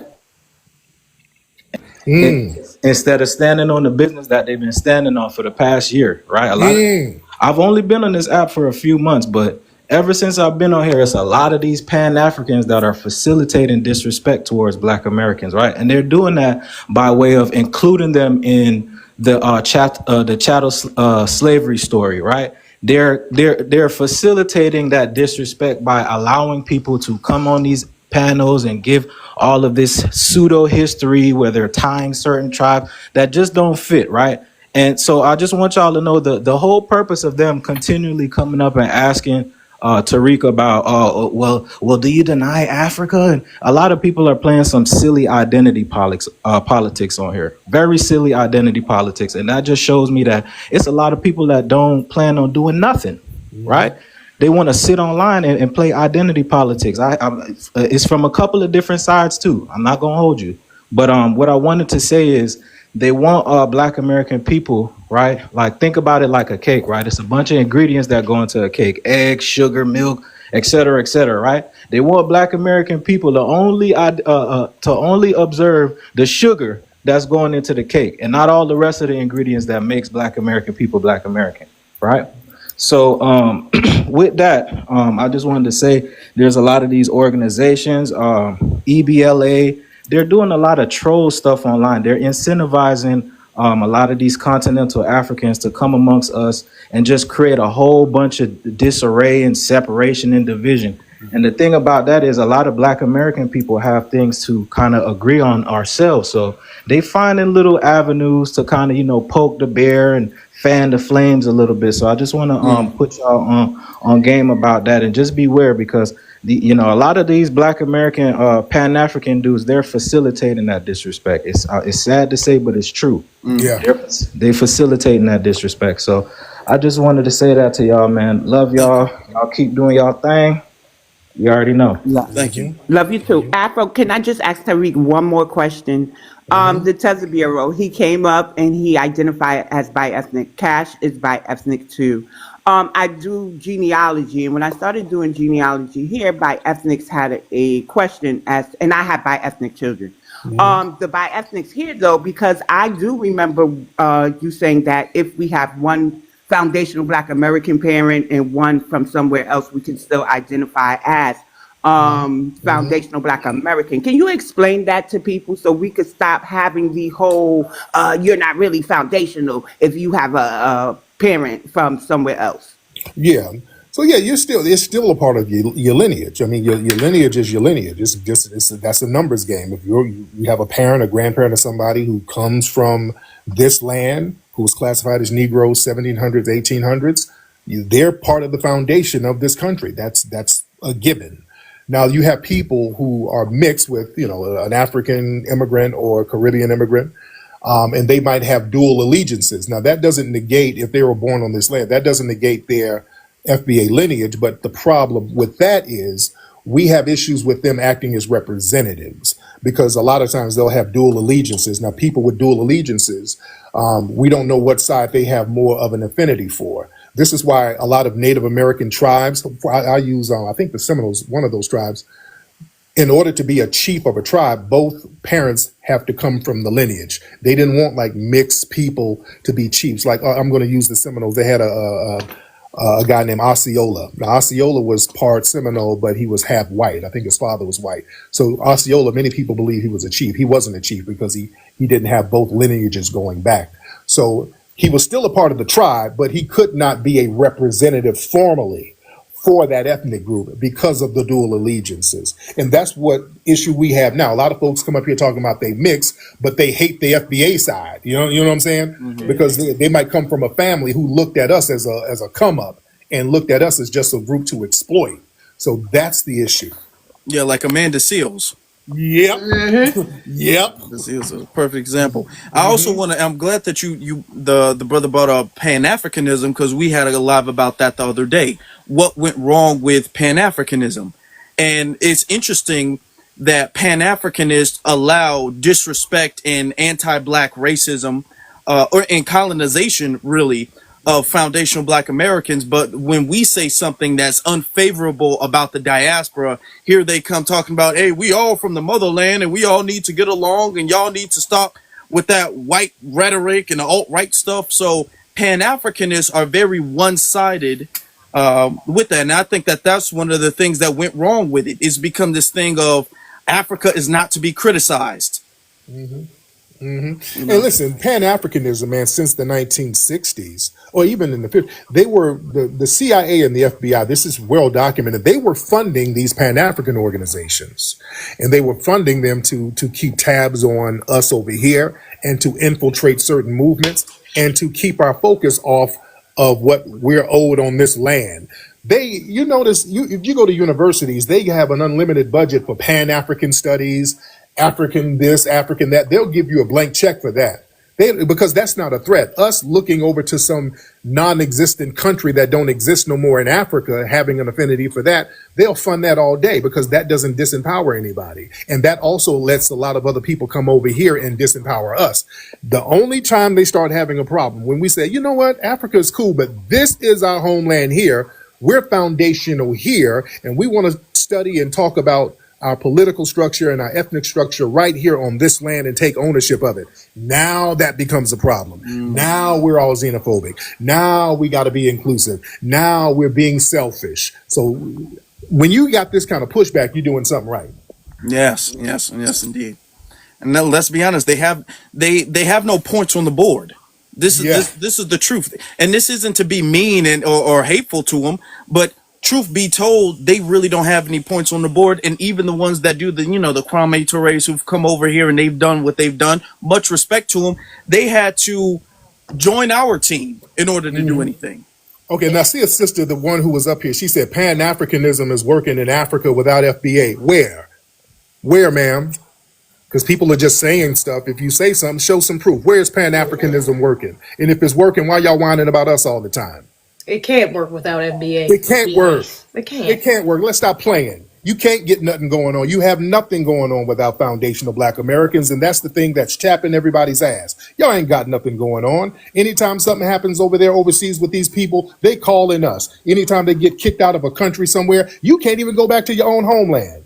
Just like up there in the UK, when they start getting kicked out of the UK, they couldn't even go back home, let alone any other country. They all on TV asking for us. Where are the foundational Black Americans? Send Will Smith. Somebody come help us. They yelling about us. So I don't want to hear all that. Y'all got this Pan-Africanism going. You don't have anything going, and that's why y'all in these spaces whining about us delineating. Tariq, have you heard that in Africa today, and literally today, that there are protests going on because they don't want Nigerians immigrating in their nation? Yeah. Because of all the crime? Yeah. Yeah, all over the country they're doing that in the continent. Yeah. Ain't no Pan-Africanism going on over there. They're beating each other down over there right now. All over the place. Yeah, that's correct. That's correct. Ain't no Pan-African. And don't lie. Don't lie, because y'all would be over there if it was. Right. And they wouldn't be so butthurt about us delineating. If you got it going on, why you over here whining to us, begging us for attention? I have one more question, because they're hitting my inbox, Tariq and Afro Leak. But so there are Louisiana Creoles and Gullah Geechee who are standing on their own. They're saying they're their own ethnic group and don't want to be considered as Black American or foundational Black Americans. But technically, they are still foundational Black Americans, even if they don't want to identify as such. Tariq, is that correct? Yeah, it don't.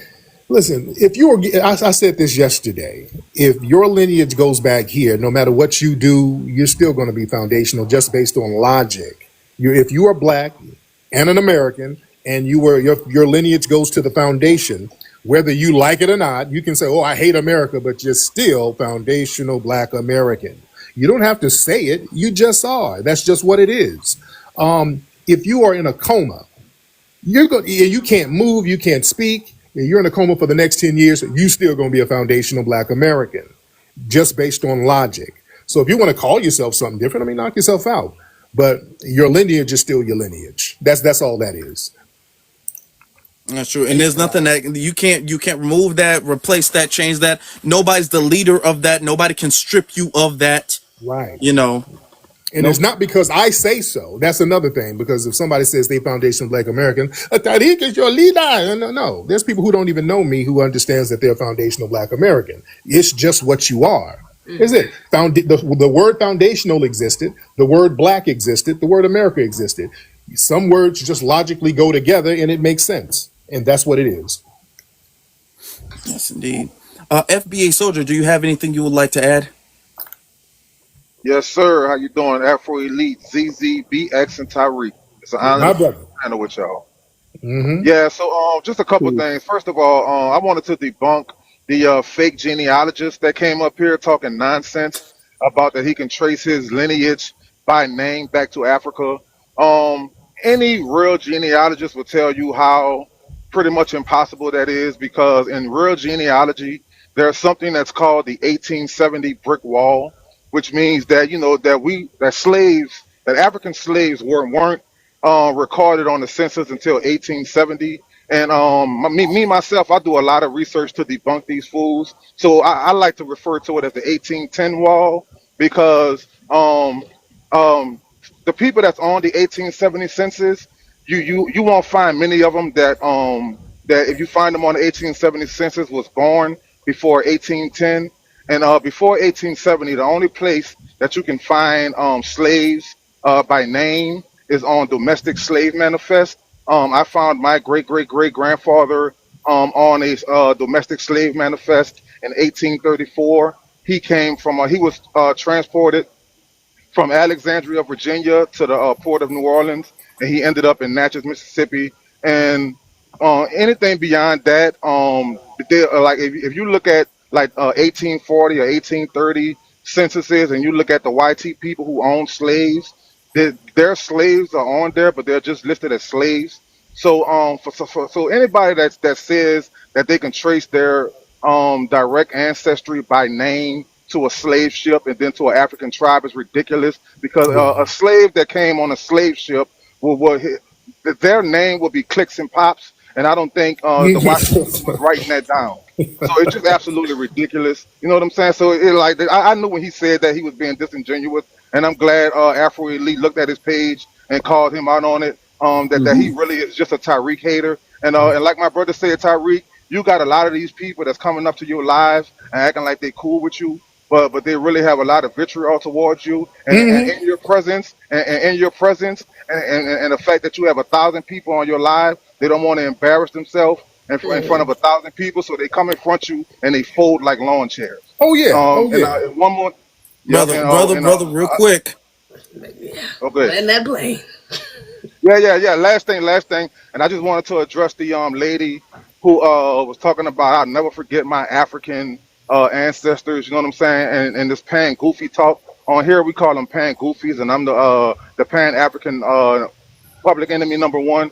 Um, that's such a gullible mindset. And these people, like you said, they're just Sambos. That's just anti-Black American. I put them in the same realm of people that say we can't disparage Candace Owens and Jim Clyburns because they're black, because they're Sambos like them. So, man, you cannot forget about Africa, but you're just gullible because Africa forgot about you. There is no African country that's Okay, offering you brother. citizenship based on. Yeah, I'll land there. Thank you. Yeah. Let me build on what brother was here. He made a good point about how some of these cats who these Tariq haters be in these rooms talking all greasy. Now that I'm here, it's always like that. When I'm around, the temperature changes all the time. Yeah, when I'm here, the temperature's gonna change. And a lot of these dudes, man, who be in these rooms having these 24-hour coping spaces whining about me, these dudes are like the ugly chick who talks bad about Chris Brown. Oh, I hate Chris Brown. Chris Brown ain't shit. I don't even think Chris Brown cute. I don't see what everything is with Chris Brown. And then they go somewhere and see Chris Brown, they bend over and spread their lips and pull their drawers to the side. And that's what these dudes are doing. They pulling them drawers to the side up here when I'm talking and not having that same smoke they have when I ain't around. So yeah, I'm used to bitch niggas. So that's what it is. Yes, indeed. Thank you. Yep, that's true. And to trace your to the other point, he said you can trace your lineage back. People have been tracing their lineage back. How do you trace your lineage back to Africa Right. when those nations didn't exist during that time? Right. Exactly. There was no documentation like that over there in those lands like that. And only, in truth be told, a very small percentage of people came here to North America from Africa. It's like 4 or 5% of the people brought over from Africa who were here. Most of them were brought down to the Caribbean. Most of them were brought to Central America and Brazil. So yeah, all of that stuff. When they say that, that's a weird. I bring up the Earth speaks when I No, come up, you're man. gonna Bring wait up. your turn. You're gonna wait your turn, and I only let you up because everybody in the chat room saying to let you up. So wait. Okay, One all right. moment. You can leave. Absolutely. The man who came up here, his name is Earth Speaks, and he came off his mic prematurely, and you had to drop him. He kind of wanted to, I guess, informally debate Tyreek, but I want these people to understand that that man blew it for himself, right? Because everybody knows when I set the decorum for the room, you come up on the panel, you go on mute until directed to speak. He's not special, right? No, yeah, So he he don't get blew to it for jump the himself. line. Now stop disrupting us. Try again next time. All right, yeah. Now, Tariq, were you finished? Yeah, I was finished. Yeah, go ahead, guys. Okay, we're gonna get to Phenom then. Hey, hello everybody. Thank you. I'm in the shopping mall. My connection is bad. Happy Indigenous Day to everyone. I am FBA and bi-ethnic. I just found out I was like bi-ethnic not too long ago from listening to y'all a few weeks back. I just wanted to say, in my case, on my mom's side, she's strictly FBA. Okay, from North Carolina. She is of American. She's American Indian, Blackfoot, Tuscarora, and Shinnecock and Cherokee. All right, we've done the lineage. We actually had a historian come and interview my grandmother for the History Channel, but then he ended up cracking his skull. Long story, but I have all the receipts on that. Right? It is imperative that we just propel this FBA delineation movement, because it is getting so ridiculous that we have to explain. A long time ago, I used to be a Pan-Africanist. I have it on my chest. What happened? She Something said happened. her connection's bad. Okay, well, we're just gonna have to move on then. Um, all right, and until she comes back, so we're gonna get to Black Vanguard. Unless Tarika, you want to respond to what she had to say. She didn't really land though, so we're gonna wait for her to come back. So, what's up, DC? Talking Oh, your about. microphone, your audio is not good, brother. Yeah, can you hear me now? Speak up a little bit. Yeah, can you hear me now? Try to speak up a little bit louder. Yeah, And go ahead, go ahead. So, I looked at Tari. Now she was live streamed yesterday. We had a brother Xavier. Bro, okay, well, we're gonna have to get back to you because the audio is real bad, brother. I'm sorry. We're gonna get to Amira. Yeah, so what's up, Can you hear family? me now? Oh, Yeah, yeah. okay, Go yeah, we're ahead, gonna Black get and back to Bart. Black Vanguard. I'm switching around. Black Vanguard, you got it. Man, what was going on? Yeah, my bad. I'm busy right now though, so I ain't gonna be long though because it's kind of hard to hear though. So when I went to Japan, I met the brother Xavier. A lot of Nigerians was cosplaying as us though. Like these not so it's a whole lot of finesse going. That's why we got to delineate, because other countries starting to know the difference between foundation Black Americans and us when we travel these other foreign countries though. Hey, so but we actually have a delineation bill. Like you had the brother Midnight Tyree. Now she said that SB what is it, SB 518 is not really not a world reparations though. It's none but a nothing burger. Also we got a whole delineation bill called SB 515. It's the delineation, the segregation bill called delineate based off of employment disparities in the state of California. We waiting for the governor to see if he's gonna veto it or sign it into law though. But yeah, but we got a lot of pushback from DNC. A lot of these people that's on these spaces. A lot of these people are DNC COINTELPRO operatives that's on these spaces though, doing these 24-hour spaces. Mm-hmm. Don't forget about that. But I got more I got to say, but I'm kind of busy right now. It's kind of hard to hear. Yeah, appreciate that. So yeah, essentially, he's saying that delineation is global. Even in China or Japan, I think he said they're recognizing that foundational Black Americans have delineated. You know, so that's a good thing. Amira. Yeah, hey, family. So, number one, I just wanted to state that, like, I don't have an issue with the whole continent of Africa. My issue with the continental Africans is that they make their arguments out of bad faith, especially with this Pan-Africanist thing. It really seems like a lot of their efforts and energy is focused or hyper focused on Black Americans, and it seems like it's coming from a disingenuous place. It's the same thing with these Latinos. A lot of these Latinos are not the descendants of the Aztecs and the Olmecs. A lot of these are descendants of conquistadors and the Spaniards, which is very indicative of the reason why they have a lot of the issues that they have in their own countries. We as Black Americans have set this table here in America for ourselves. Now, we have always been gracious enough to invite other people at the table, but what has happened is that everybody has came in, not followed house rules. They done take the shoes off at the door. They done put their feet up on our couches. They done went in the refrigerator, and they feel entitled to eat off of all of our plates. And I'm not understanding how all of a sudden when they come over here that they don't understand delineation. I'm not giving them the benefit of the doubt anymore of them being ignorant. Them saying that they didn't know any better to not check the box as Black American. We need to keep having these rudimentary, elementary level conversations just to be able for them to comprehend the most simplest things. I think that they are purposefully wasting our time. I think that they are being willfully obtuse, and I commend Tariq Nasheed for handling these people the way that they do. He gives them just enough grace, just enough rope to hang themselves with. But once they start being very obtuse and wasting our time, bloop, grab your knees.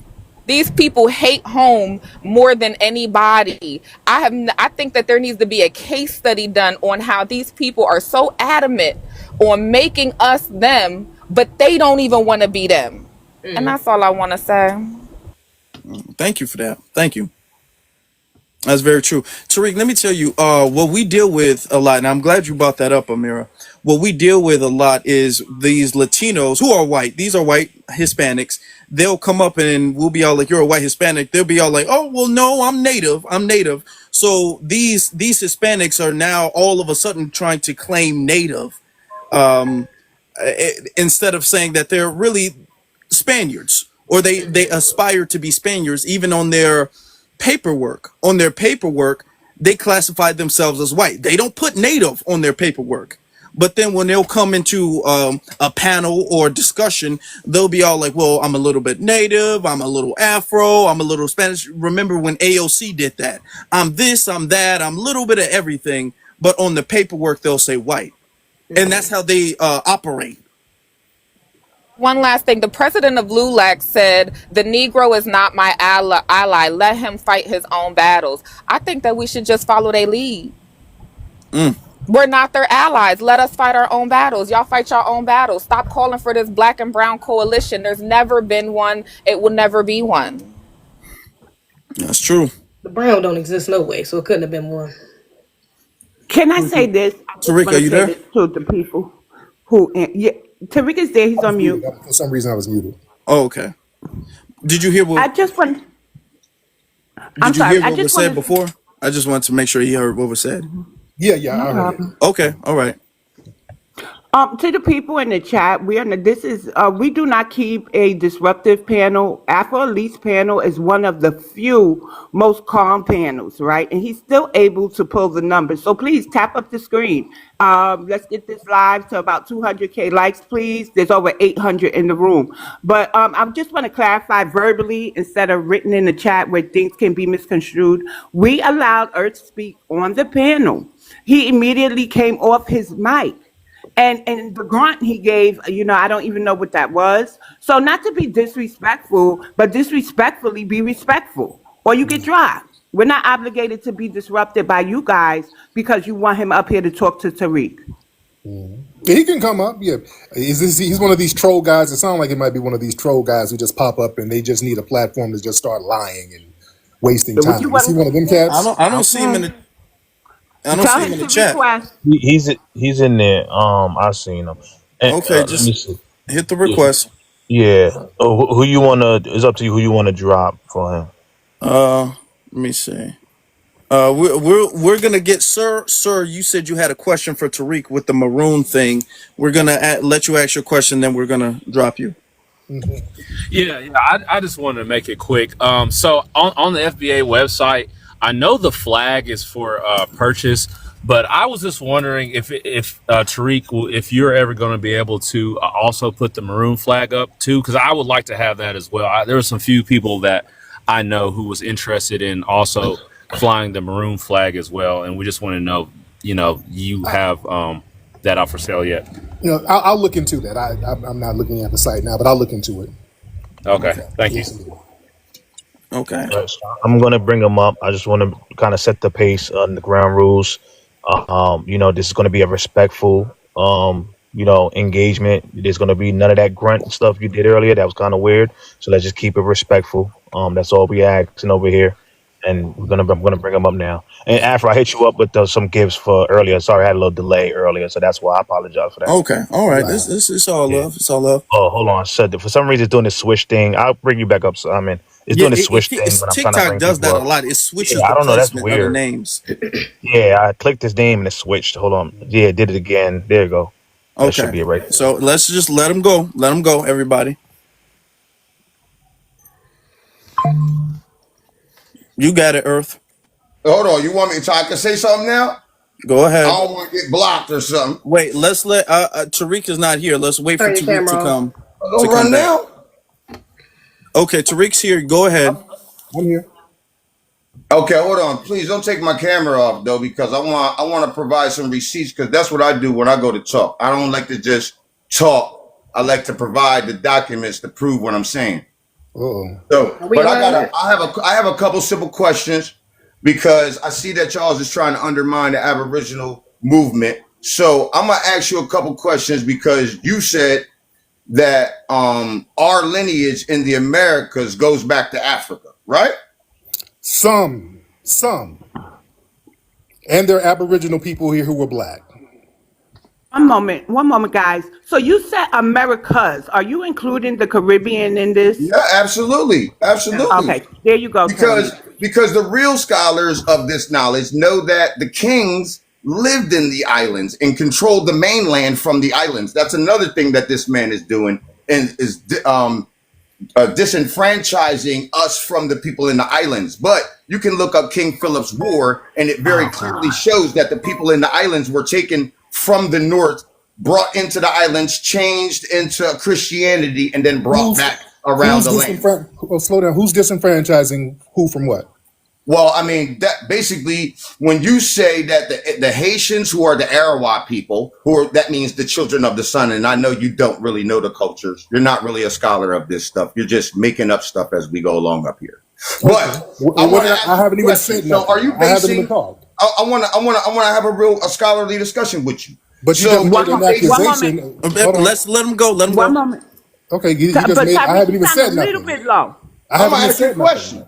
I'm gonna ask Speak. you Okay, a Yeah, speak question. up a Are you little bit. brother. basing Okay, that we have Earth, African Earth, One lineage? minute, Earth, Earth. Earth, 1 minute. Earth. I'm Hold trying to on. make sure Tariq is heard. Tariq, you sound a little bit low. Okay, can you guys hear me? We good? That's Yeah, yeah, better. better. That's better. Yes. Earth. Hold on 1 second. Earth.